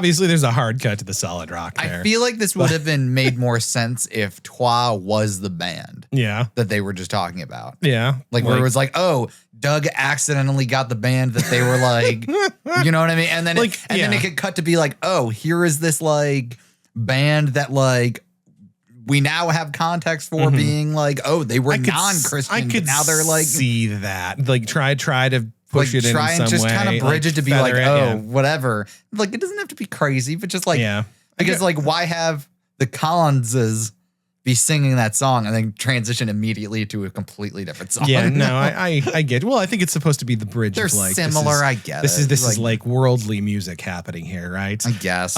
You know, so we see Twa at the solid rock here, and they're proceeding to rock the kids' faces off. But like as far as the parents go, like is this storyline for the parents basically like, yes, you're supposed to distance yourself. You're going to get saved from the world, but you're always going to have a soft spot for the secular media from your formative years, which is secretly okay as long as you don't let your kids think it was cool. I guess. Like it's like, okay, whatever. Like I get what they were trying to like intermingle these stories, but whatever. So again, we see Twa. This kind of confirms it. Clarence has his hands over his ears, and kids in the solid rock, they're sneaking out the back door, right? So like Doug and Clarence clearly had no idea what kind of music this was, period, right? Because it's not even like the music is particularly like, oh, they're swearing or whatever. Or right. It's just a hard rock band. Right. Like it's an annoying hard rock band, and all these kids are leaving. So it's very weird, right? I'd say this is impeachment worthy for President Collins here. So Twa closes out the show by telling everyone they got a jet, but don't come up to them and ask them to pray or anything like that. But if anyone wants to help load equipment, that would be cool, and they'll maybe give an autograph if they pitch in a hand. Doug, he's devastated about this. And who could have foreseen this coming? Who could have seen this coming? So he goes to pay the band, and when he hands over the check, the band grouses about how the crowd was dead and the check could be better. And Doug is like, "Hey, that took us 6 months to save up for." And the lead singer's like, "I promise you, it won't take us 6 months to spend it." Oh, but I'm real cool stuff. And then encourages Doug to call their road agent and get a date book for next year. So, despondent, Doug turns away from the band and heads back to talk to Clarence, who says that a local youth pastor is pretty steamed and wants to talk to Doug about how this all went. And so we are introduced to a man named Brother Peter Brothers. Brother. I believe you're in grave error because of these so-called Christian rockers. They're wolves in sheep's clothing. Did you hear the beat tonight? The beat was a worldly thing. It came straight from the world. As a matter of fact, they say out of Africa. Did you see the way they were dressed? Brother Peter, listen, I want to say that this was not a good group, and I apologize to you and everyone that's here. Listen, we didn't get any recommendations on them. We should have, and I promise that the next band we bring into the solid rock will be right on with God, okay? Well, I want to give you my opinion and my recommendation, and that is that you don't have another one. So, yeah. This is confirmation that Doug was a dumbass. Didn't even know who he was booking. I've spent half a year presumably forcing the kids of the solid rock to raise money for this concert that they didn't look into. Nobody, like vet. Literally nobody. Like it's like I realize this is 1989. Yeah. Right? So it's not like they had the internet per se, right? Yeah, but they could have called around. They could have called like around. They claim to know what this band is. Go to a record store of some kind just to see if you can find some kind one of their sample. albums to just listen. Right, just something. Yeah, no, for sure. But as you heard, Brother Peter Brothers, he does not believe that this is an isolated slip up and that rock music and Christianity, they're fundamentally incompatible, largely due to that demonic driving beat that's straight out of Africa. So again, I want to point out that this is interesting because again, like, okay, listen, I want. Do you remember when we looked at Turmoil in the Toy Box 1 and Phil Phillips talked about his traveling preaching going on, where he was preaching about the evils of kids' toys, and he would tell that story about Skeletor and going and buying whatever. He had based his concept in that book. And even got production materials and like slides from the Peters brothers, Dan and Steve Brothers, or Dan and Steve Peters, who were brothers. But this is not. No, this is Brother Peter Brothers, brother. So this is more or less the barely veiled shot being taken at these dudes that were going around demonizing rock music peddled to the youths, because that was kind of their stick, was they were going around doing the Phil Phillips thing before Phil Phillips, but about music, not about toys. Right. And so this is like Fire by Nite, like, has a lot of extreme ideas about the end times and what it means for Christian youths to be on fire for God. But like, this is one of a handful of times where they're able to look at something coming from within the church and like push back and be like, these Peter brothers are crazy. And this is like a parody of that dude. Right. Yeah. And like, I think it's also like, you know, you look at the harping on the from deepest, darkest Africa stuff. I don't think that's a mistake here. I think it's saying, no, the nutcases are saying that this is from Africa and like evil and whatever. But like, I think like they don't come out and make a big deal of it, but even in that 60-minute skit, like of the show, I think they're recognizing that this attack on rock is really just a weird, like, racial grievance coming from old people and weirdos. And like, here I am sitting here and be like, what the hell are we talking about? No, yeah. Because next episode, we're going to be whipping back and forth between probably something. Listen, but at least for this episode, like, we're getting Peter brother, and he's the bad guy. Let's jump to the end here. Yeah, like, he's going to be the villain that we got to judge here. And like, he's the one that is like, rock music's evil. It's the spirit of Africa coming through to, you know, demonic presence or whatever. So it's like, they got it. They're on the right side of this one. Like, this is actually like a well done point, right? So back in Family First, Brother Peter Brothers is concerned about what he's witnessed here tonight. He's telling Doug that this kind of music doesn't minister life; it only ministers to the flesh. Admitting that he was tapping his foot, right? But he caught himself because he didn't want to get caught up in the world. His complaint that he was enjoying it. Yeah, that is like all of their complaints, right? Which says a lot about him, given how bad that band was. Yeah, exactly. Listen, but sometimes you tap your foot to stuff that you don't really like. It's just the rhythm's getting in you, right?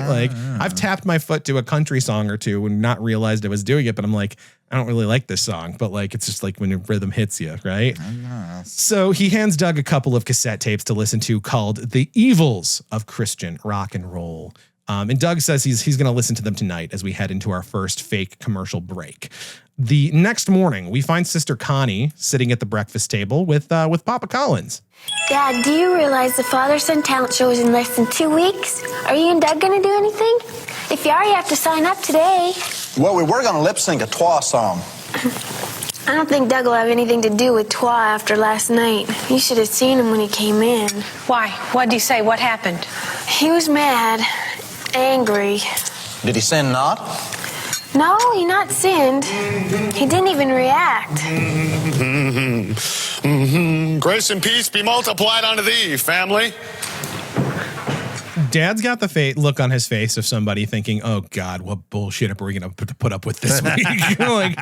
But to the more pressing question first, they were going to sing a Twa song at the talent show. They know, this is the biggest plot hole in the world, in my opinion. Right? And it's so easily fixed. Oh my God! Like, they knew enough, like, to lip sync a song at the talent show. This was going to be their talent, but like, they had no idea what this performance was going to be like. Ugh. Anyways, as you saw, Doug comes downstairs with a new do and a new attitude. His hair is all slicked back with Brill cream. He has never looked older. Clearly, though, he's listened to the tapes, and Doug Collins is one of the most malleable people to ever grace God's green earth. He's a sponge. He's got no personality. Anything he's told at any point, he just falls for. Mom and Dad ask Doug how the evening went, and he responds that it was the best thing that ever could have happened to him. And they tell him to be quiet, and he's like, "Well, maybe I wouldn't have to talk so loud if you would speak up." Like, he's just like lost his gourd. And all this confuses Mama and Papa because they heard that it was a disaster. And so Doug clarifies here. Last night proved to me that contemporary Christian music, if there is such a thing, is headed down the wrong road, a road that I will no longer be traveling. There is a way that seems right unto man, but the ends thereof is death, not life.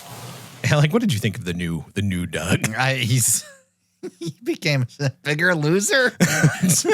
If it was possible. If it was possible, like how? Yeah, he responds that it was the best thing that happened to him here, and yeah, I want to say I appreciated his costuming because like his suit is like one size too small, so his like the front of his button-down shirt under his suit because he's wearing he's wearing a suit jacket and slacks and then a button-down shirt and tie.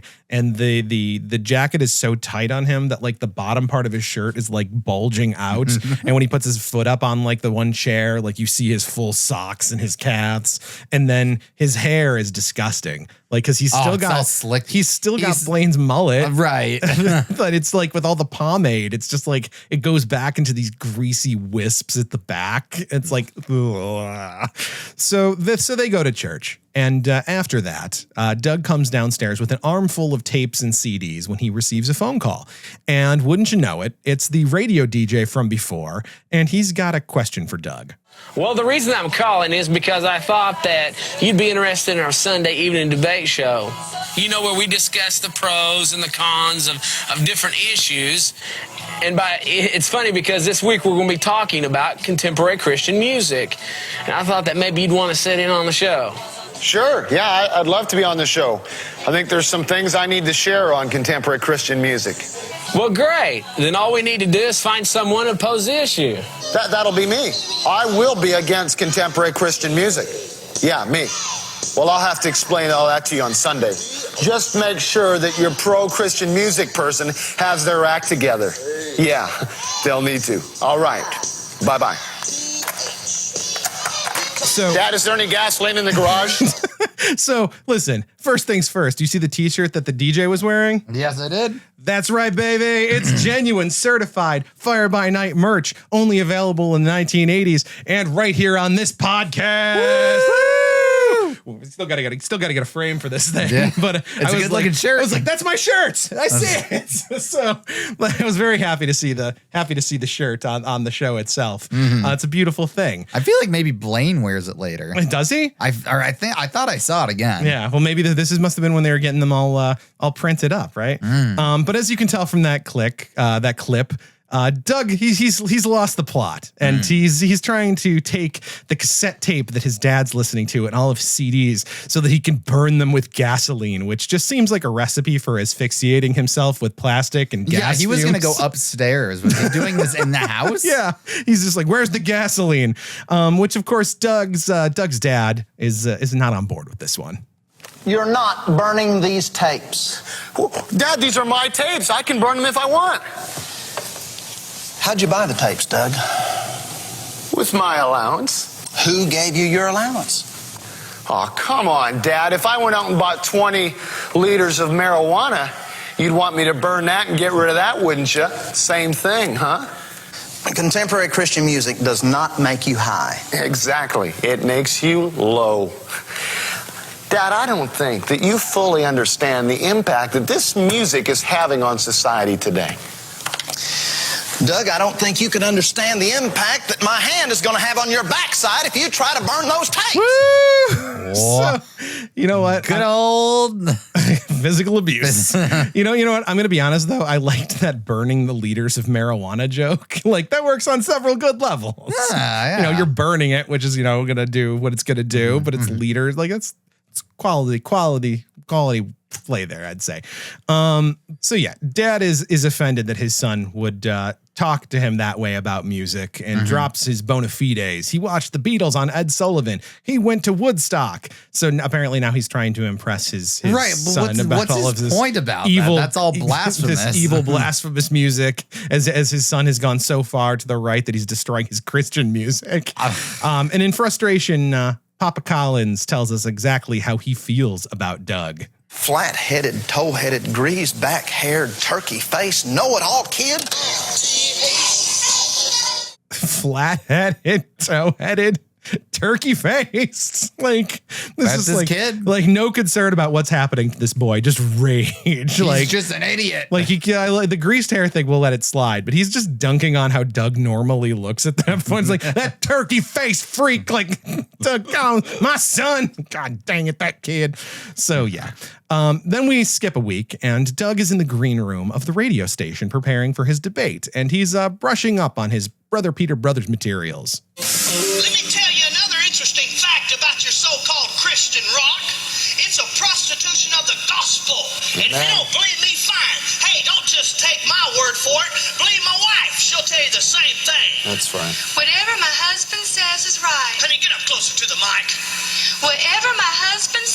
That's right. It's so good. Oh my God. Look, do you see how effective this can be when it's like pointing out the plank in the church's own eye instead of needling the world for the splinter in theirs? Like when the call is coming from in the house, this commentary is on point. Like this is super good. the Firebar team wrote this clearly in defense of like the CCM industry, which they have friends in, and like they knew what the score was. So, but it cuts so much deeper. Like this is barely a caricature. It's all about where you want your goalposts to be, right? Yeah, no, I think they nailed this. I think this is really good.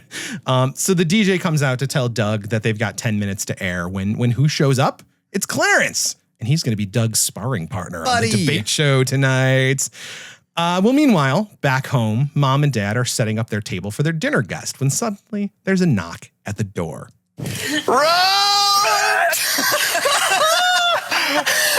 You haven't changed a bit, man. Oh, yes, I have. I just didn't think you'd recognize me without my hair. So Roach has arrived, and he walks in with long black hair and sunglasses, which are immediately revealed to be a wig. And he takes them off, and he looks like any government. He looks like any cop you've seen, basically. Yeah, he looks like a dude. He's real cop coded. He's a white guy. Yeah, no, he's cop coded, I would say. Let me ask you this: do you think that he is actually friends with Vicky Joe and who's John? Who's to say? But they all have the same feel, right? Like it feels like they brought in their friend to actually be like. It feels about that, right? Yeah. The Collins, they're immediately like, so Roach, you work for the government now? Feeling him out in terms of that. He's like, yeah, I'm a mailman. Yeah. And they're like, well, that's what I was gonna say. They literally don't even know what he does. He could be collecting tolls or something, Right. but they're like, oh, he works for the government, and like that's like enough to show that he's reformed his countercultural ways. He's sold out. They've sold out. They don't even like that stuff anymore. And then Roach notices something about Papa Collins, and this is a bit of a longer clip. But I do really want to play the whole thing so you can kind of get the sense of the drama here. Sure good to have you, bud. What is that you're wearing? Oh, it's my little fish. A fish pin, huh? Yeah, have a seat, Roach. It's a symbol that early Christians used to draw in the dirt. You know, like Kilroy was here, Christian was here. John, you're not a Christian, are you? Well, Vicky Joe and I gave our life to Jesus 20 years ago, and the Lord's really blessed us, Roach. I hate to even think where our lives would be if it weren't for the Lord.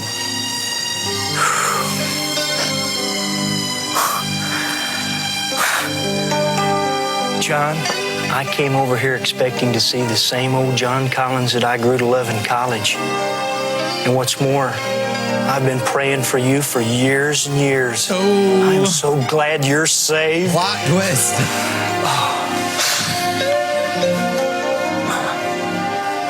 Roach, are you saved? You're saved? Yes, yes! I'm saved! We're all Wow! We'll wait for it. Oh, there's no conflict whatsoever What here. church do you go to? Freestyle. What kind of church is freestyle? Church of the Fire Baptized Firstborn Independent Apostolic Fellowship World Outreach Freestyle. Yeah. Have a seat. Sounds more like a religious swim meet to me. So, oh no, he's not Christian enough. So in about 90 seconds, this episode swings from being are the Collins is going to be able to save their hippie friend story to is the hippie friend the wrong kind of Christian story? Like, come on, that is crazy. Like, listen, and I get what they're doing here. They're trying to like do a light parallel of the kid's story, but you could have done this. It could have been an unrelated B story, right? Like, you didn't need to do this. Or like, yeah. Or at the very least, like, just have him be, he's saved too. Now they can all be like together or whatever. There doesn't need to be a conflict here. Right. Like you could have had like maybe like a few more scenes of like, they're going to ask him. But then the end is like, no, I was saved too. And you shouldn't prejudge your friend to like go to bed or whatever. But this is like, no, like, oh no, he's a Christian, but he's not like my kind of Christian. Like that's that's the slow road to fascism, brother. Mm-hmm. Brother Peter, brother's brother. Anyways, so this episode is about purity open-mindedness. tests. Yeah, it's about purity tests is what it is. So immediately, Papa Colin starts arguing with Roach about how you have to watch out for heresy in the church body and blah, blah, blah. Roach gets defensive, I would argue justifiably so. Yeah. Mama cuts them off to say that they should be grateful that they have so much in common. But man, this was a decision story-wise. Oh, you're saying that they should just find their common ground and then be happy with that and not have to worry about changing everything about the people around them. But they do find common ground on a few things, and one is that they're all hungry, and it's time to eat. But oh wait, it's almost time for my son Doug's radio show. Your son has a radio program? Well, not his own, but he's a guest on one tonight. Let's listen to it. We want to welcome you to Talk Off. I'm your host, TJ Tipton. Our subject tonight is contemporary Christian music. Talk off. Talk me off, Doug. So, not so fast, Roach. You thought you were going to eat a home-cooked meal, but first you have to listen to your old friend's insane oldest child debate his childhood friend about the validity of Christian contemporary music. You think Roach is just sitting there like, come on. I'm glad they're saved, but come on. Roach just being the most confused person about what the hell's going on. He just blazed one on the way there. He's got the munchies, man. He's Roach, man. He's Roach Clip. Just because he got saved doesn't mean he doesn't know how to have a good time. He goes to freestyle. You know what that means. So the DJ has Doug and Clarence. They both make their opening case for their side. And Clarence says that CCM is good because it makes it easier to understand worship on a personal level. And it's music that's speaking directly to him as a youth, right? Doug, on the other hand, says that in his extensive studies, AKA having listened to these tapes, he's learned that rock and roll music tears down kids' defenses and leads them to sin, as CCM is just a cheap imitation of secular rock. Right on, brother. So after they sum up their arguments, the DJ interjects as they have a caller on the line. Listen, guys, let's take our first caller. Yeah, am I in the air? Yes. Am I in the air? Yes. Okay, Doug, the Word of God is our final authority, right? Of course, right. Does the Bible ever discourage individual styles of music? Well, no, not really from what I've seen. But then again, I mean, when the Bible was written, the devil really hadn't invented the rock and roll beat yet, had he? Doug, the rock and roll beat is the same beat as your heart. God invented it. Okay, well, I didn't know that. Well, maybe God did invent the heartbeat, but the issue is here, did he sing to it? And I don't think he did. And he sure didn't create an electric guitar on the 8th day. So back home, what? You don't say. Maybe the Bible should not be taken fully literally. Why? Are you saying that God did create the electric guitar on the 8th day? Listen, Roach is back home and he's like, wait, where did your kid learn this? Do you guys not approve of music? And both mom and dad have to chime in like, no, our son is just a moron. Don't worry about this. But it's like, why did you put this on? You knew Doug is losing it. So it's like, this is how you want to introduce your old friend to your kid. Like, not just say, yeah, we've been really going through some struggles. Doug has been getting into some really intense stuff that we disagree with. It's like, no, let's listen to his radio show where he's going to sound like a psychopath. Oh my God. Back at the station, they're continuing to field calls, including one from a lady that says that she can't keep her kids from listening to rock and roll. And Clarence makes the point that they're going to listen to something. So it might as well be music that's anti-drug, anti-death, and pro relations within marriage. So, and then they Well, didn't he pro marital relationships? That's what I'm saying. Right. Yeah, he's pro marital relationships. Oh, so yeah, they're you didn't want to say sex. Anti-extramarital relationships, pro relations within the marriage. And then they get another call specifically for Doug. Next caller, please. Yeah, Doug, let me give you a little bit of what happened to me. I was a counterculture, drugged-out hippie, and the only interest I had was in rock and roll music, and I got saved at a Christian concert. Now I'm a normal, productive, happy person because someone touched me through a channel that I can relate to. What? I praise God for Christian music. Otherwise, I very well could be dead. Well, that's fine for you, but there's any number of ways that God could have reached you. We know that. I mean, if it hadn't have been through music... Doug, we have a very special caller on line 2. John, do you want to introduce yourself? This is John Schlitt. Folks, John Schlitt is the lead singer for Petra. How is it that you're listening to this show? We're going through town on tour and caught the program The Hotel Room. So I like how they frame like this, like Roach is going to be the one to connect with Doug. Wrong. And then they immediately upstage him with a special celebrity cameo from Petra's own John Schlitt. So Schlitt basically asks Doug, who hurt you, son? And Doug fesses up that an act had come to the Solid Rock and they, all they cared about was money. So John impresses upon Doug that not everyone in CCM is like that. And most people, they're sincere, right? He also says that it's important that before Christian acts get up in front of a group of kids, they need to be mature in their faith. And he says that he's seen a lot of kids give their lives to Jesus Christ at Petra shows and actually has one request of Doug. That you won't make your decisions about Christian music based on man's opinion, man, or failures, but by the word of God and the fruits of those who are really laboring for the Lord. Thank you for your time, guys, and keep up the good work. And we thank you, John Schlitt, the lead singer for Petra. We'll be back right after this. Well, Doug, I'm not the kind of guy that would say, I told you so. So I'm not going to say, I told you so. I'm not going to say it. And so just like that, the conflict is over. Clarence. Very helpful. Yes. And so John Schlitt just immediately, once again, Doug Collins having his mind 180 degreed by an authority figure dazzling him. He's one of the most easily led individuals. He's the president of the Solid Rock. He wants to be a youth leader. If Doug had a podcast, it would be named Joe Rogan. The Joe Rogan experience. The Doug Collins experience where he sits there and is like, yeah, I had no idea about that. Jamie, can we look this up? Clarence, can you look this up real quick? So like they are doing that? Oh man, that's crazy. Good God. So back at home, Doug has found Roach's wig and is dressed like a member of Poison. And Dad is dressed up like Elvis meets Ziggy Stardust meets inflatable plastic guitar. And honestly, he just looks like a Psychonauts character or something. And they're preparing for the talent show as Doug reassures Mom that this is not he's not rebelling now against his uptight phase of the last few weeks. Yeah, Mom, I'm not going to be bouncing from one extreme to another anymore. I finally come to the understanding that it's not the style of the music that really matters, but really much more important, the lifestyle and the fruit of the people that are involved in it. That's good, Doug.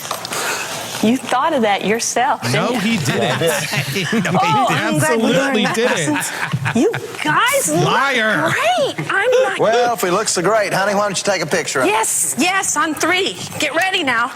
You ready? 1, 2, 3. And we freeze frame, and that is ball game.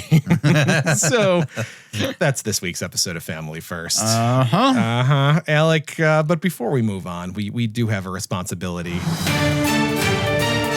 for us to rate the villain of this week's episode of Family First on the 9/11 threat assessment terrorism scale, where of course we judge every villain on Family First by the amount of threat they are to the immortal souls of the Collins family, and we've grandfathered Clarence Stanley into the Collins family as well.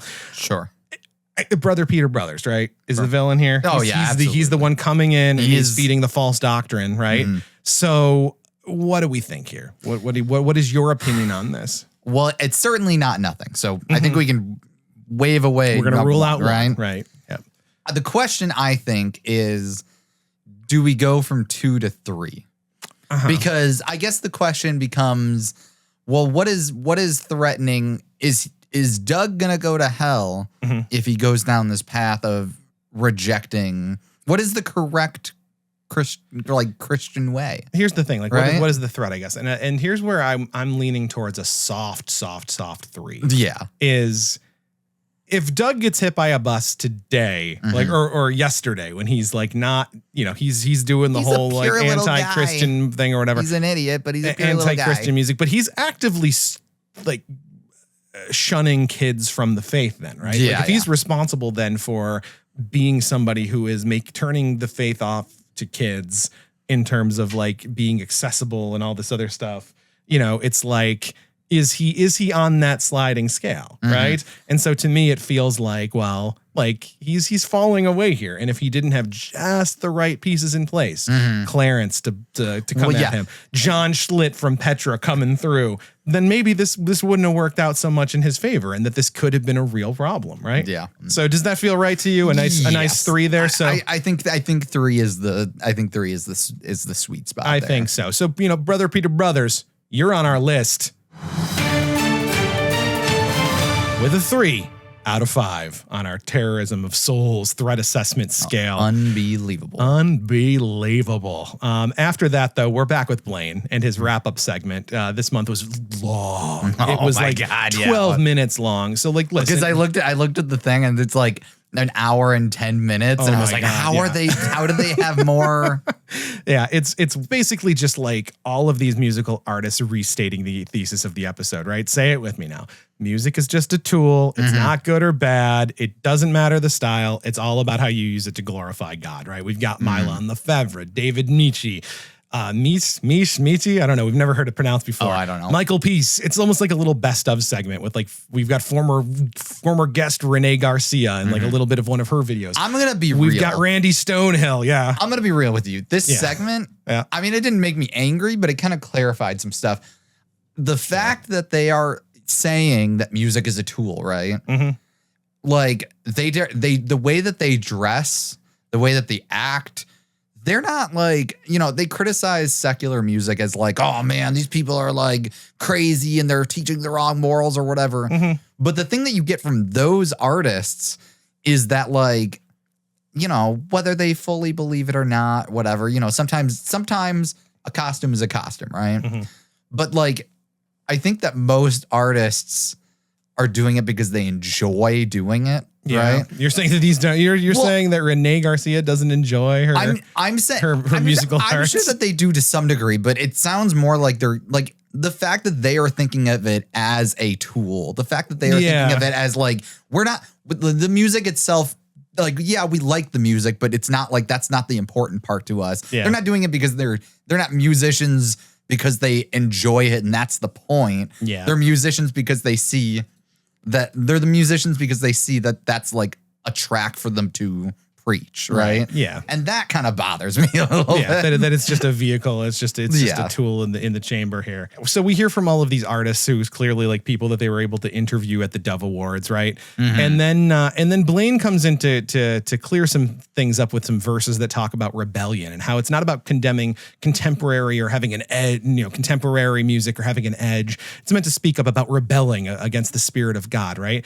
And then Blaine drops about like 60 seconds of some of the wildest sermonizing on us. In fact, Paul encouraged the Corinthians. He said in 1 Corinthians chapter 9, he said, hey, you guys, listen, if you're going to reach the Jews, you need to become as a Jew. If you're going to reach the weak, become as one that's weak. Now, we're not saying if you're going to reach an alcoholic, you need to be half drunk, are we? But what we're saying is you need to know how to relate to the culture you're ministering in. You need to have some understanding about presenting the gospel wherever you go. When I went over to Japan to minister over there, we had to learn some things. You would never walk into a Japanese home with your shoes on and preach to them Jesus. They would be so mad that you left your shoes on that they wouldn't listen to your gospel. And the same is true with young people. When we try to use our adult styles of music or our adult methods in reaching teenagers, they get turned off because we're not moving into their culture. No, we never compromise the Bible, but we've got to bring the Word of God into them on their level. I think McDonald's is one of the best packagers because they've taken an average product and sold it to the world because they've packaged it in a bright, exciting format. Kids love McDonald's, and yet the product is so-so. And here we have the best product in the world, and we've got to learn to package it so that young people say, hey, I want to hear more about Jesus Christ and what he's got to say in my life. So just a few, there's like 3 or 4 threads that you can pull out there. Hasn't Blaine done like Asian accents? well, okay, hold on. First off, comparing the product to McDonald's. Also, I feel like in the past, it's always just this, it's not a good product, but they package it well. And we've got the best product. It's like, so why are you comparing it? Right. Or whatever, right.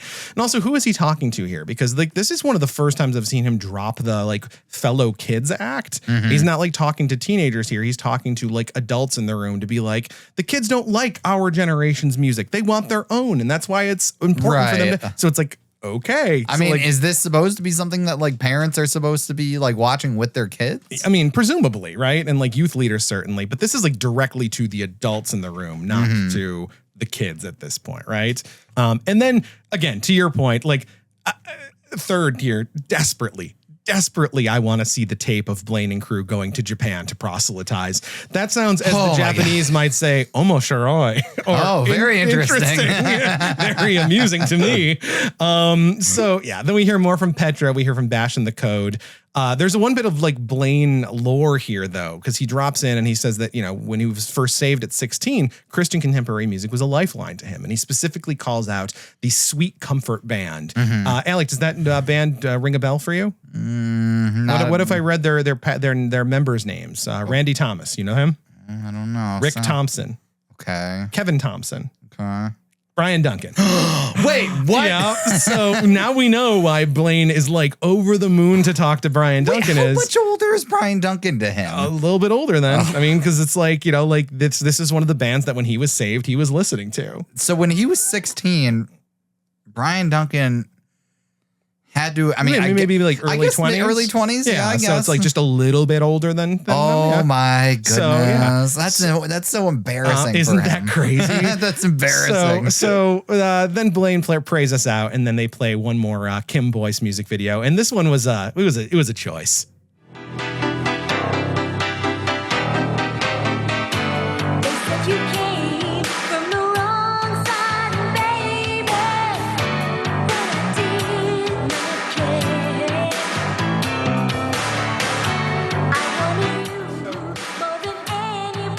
So this is Kim Boyce's "He's Not For Me," right?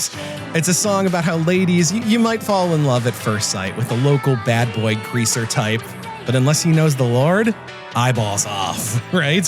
So two things here. This episode is all about how contemporary sounds are not the enemy, right? And they're closing us out on this weird 1950s like boomer nostalgia throwback song from Kim Boyce, you know? So like, does this like, it just strikes me as weird, right? And also he was saved anyways at the end of the music video. Was he? I didn't even recognize that. He drives up, she's like looking at him like, oh man, this so loser. He was for her. And then he gets out of his car and he goes into the church. Oh, well maybe he's saved for, maybe she was doing a little bit of, what would you call it? Mission trip dating, like where it's like, oh, do they do that? I want to date this girl, and it's like, I guess Doug has done mission. Yeah. So you know, like, I do want to ask a question here, though. Okay, does this, at least for a moment, occupy a spot on our second mixtape? I had also considered that because. We only have one song on there for now for these 2 years, right? Margaret Becker's "Start the Fire." Yeah. I'm not saying I particularly like this song, but it feels very canonical to the theme of not just this episode, but the show in general, right? Yeah. Where it's like, we're contemporary, but we desperately need to get back to the 1950s. Like, this kind of feels like it lives on our list, right? Like, so how do you feel about that? I think it could take a soft I mean, maybe a soft second position. A soft maybe second position, and you know, we'll see how it. So yeah, I just think it's like, because it's like, it is so backwards looking, you know, like, and this was like kind of that peak time we're talking about, like how like Nickelodeon, their aesthetic at the time was like Nick, like it was boomer bait, right? It was stuff to like make boomers comfortable with kids media, right? And it's kind of like what this is. It's like Kim Boyce, she's a new Christian contemporary artist, but it's just like, it's like Grease kind of stuff, right? And so, well, I mean, this would be right in the pocket of like Grease coming out like a few years earlier. No, right? it would have been like a decade later, because like Grease was like late 70s. Was that late 70s? I thought that was 80 like no 3. No.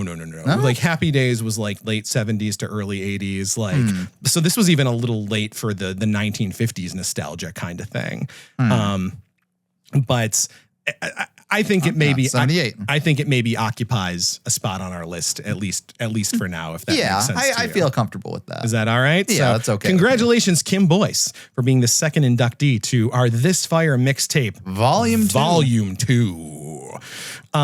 So with that bit of business being done, maybe it's time for my final thought. And I apologize. This is going to be a little bit of a long one, so bear with me here. All right. It was mid-September 1999, and I was eagerly anticipating my best friend coming home from our church yearly fall retreat. I had wanted to go, but because my parents had already sprung for me to attend the big summertime youth group event, a 4-night stay at Six Flags for that year's Kingdom Bound Festival, they weren't about to pay for me to go away for another church weekend so soon, and so I got sidelined.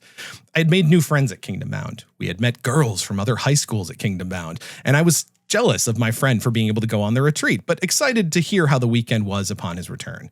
Were the girls from Six Flags there? Did they say anything about me? I was 14 years old. These were the questions that were flooding my hormone-addled brain, so sue me. When he got home, he immediately came over to my parents' house and was excited to show me something. A shoebox in his hands. We ran up to my room. He took the lid off the box and dumped the contents out. And there, on my bedroom floor, were dozens of shattered jewel cases, ripped up booklets, and deeply scratched CDs. His entire music collection laid to waste in a pile at the foot of my bed.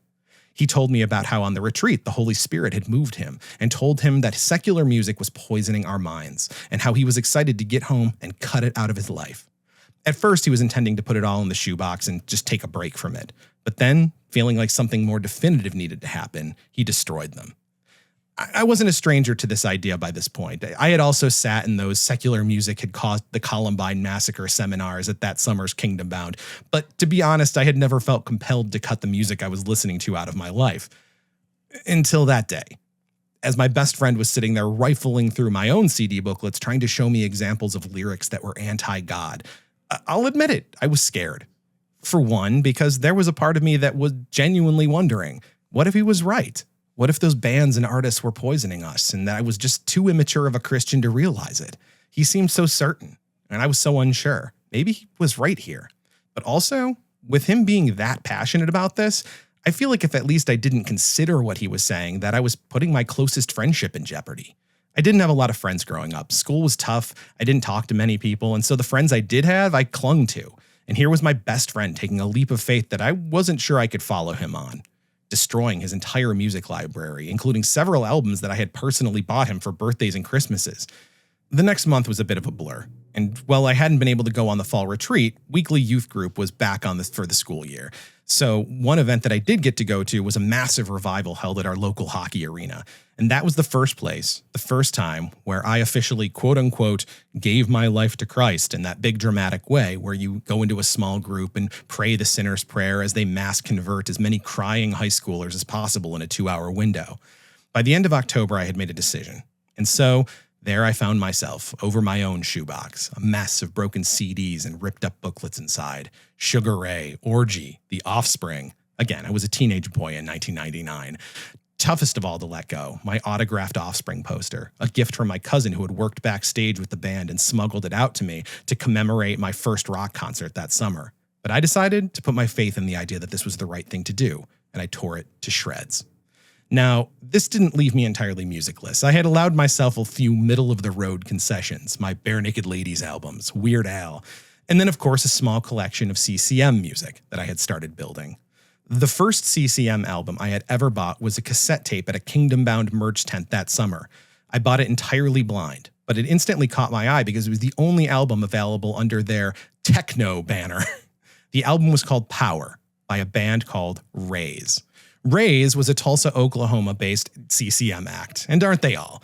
And between 1997 and 2001, they released a number of perfectly inoffensive pop albums. Yeah, that techno label at the merch tent turned out to be a complete lie, and even notched 2 #1 singles on the Christian charts.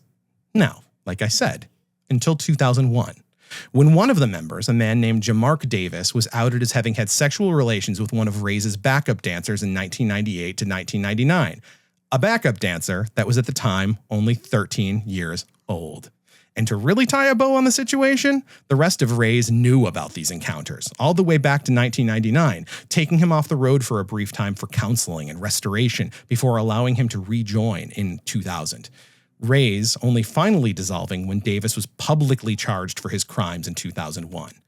But back in 1999, I was buying that tape at Kingdom Bound, while at the same time one of the members of the band was actively abusing someone my own age. And of course, we now know that this wasn't an entirely isolated incident in the CCM world. For Christmas 1999, I continued to grow my Christian contemporary music library, adding DC Talk's Supernatural and the live album Welcome to the Freak Show to my CD shelf. I'm sure anyone listening to this doesn't need a refresher on how that particular story ended. All of this to say, this month's episode of Fire by Nite was built entirely around how rock music wasn't the enemy. It's the themes and worldliness of secular music that's poison to our youth. But that those instruments, that drive, that edge can be used for good when done in safe, God-loving confines of the Christian contemporary music industry.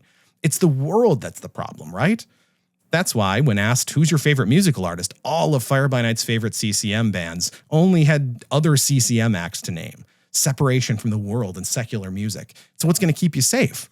And if they all sell a few records along the way to kids that need to replace their secular albums that they've left behind, well, what's the harm in that?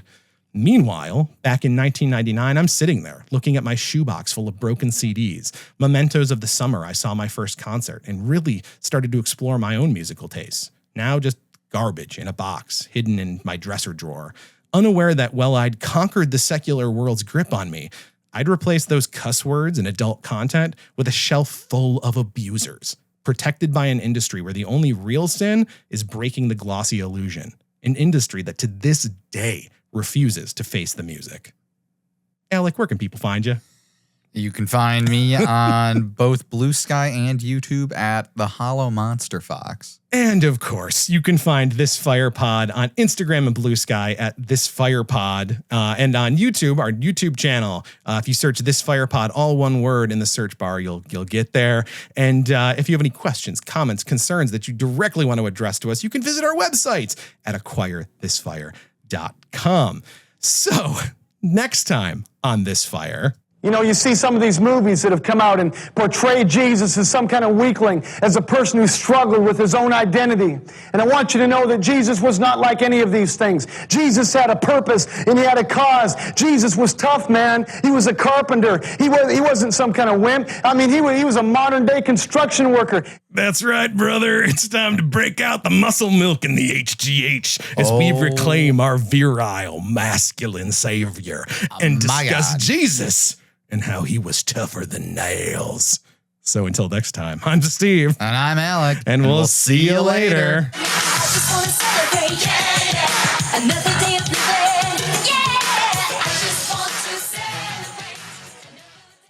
I'm President George H.W. Bush, and this has been a Crunchy Lightbulb podcast.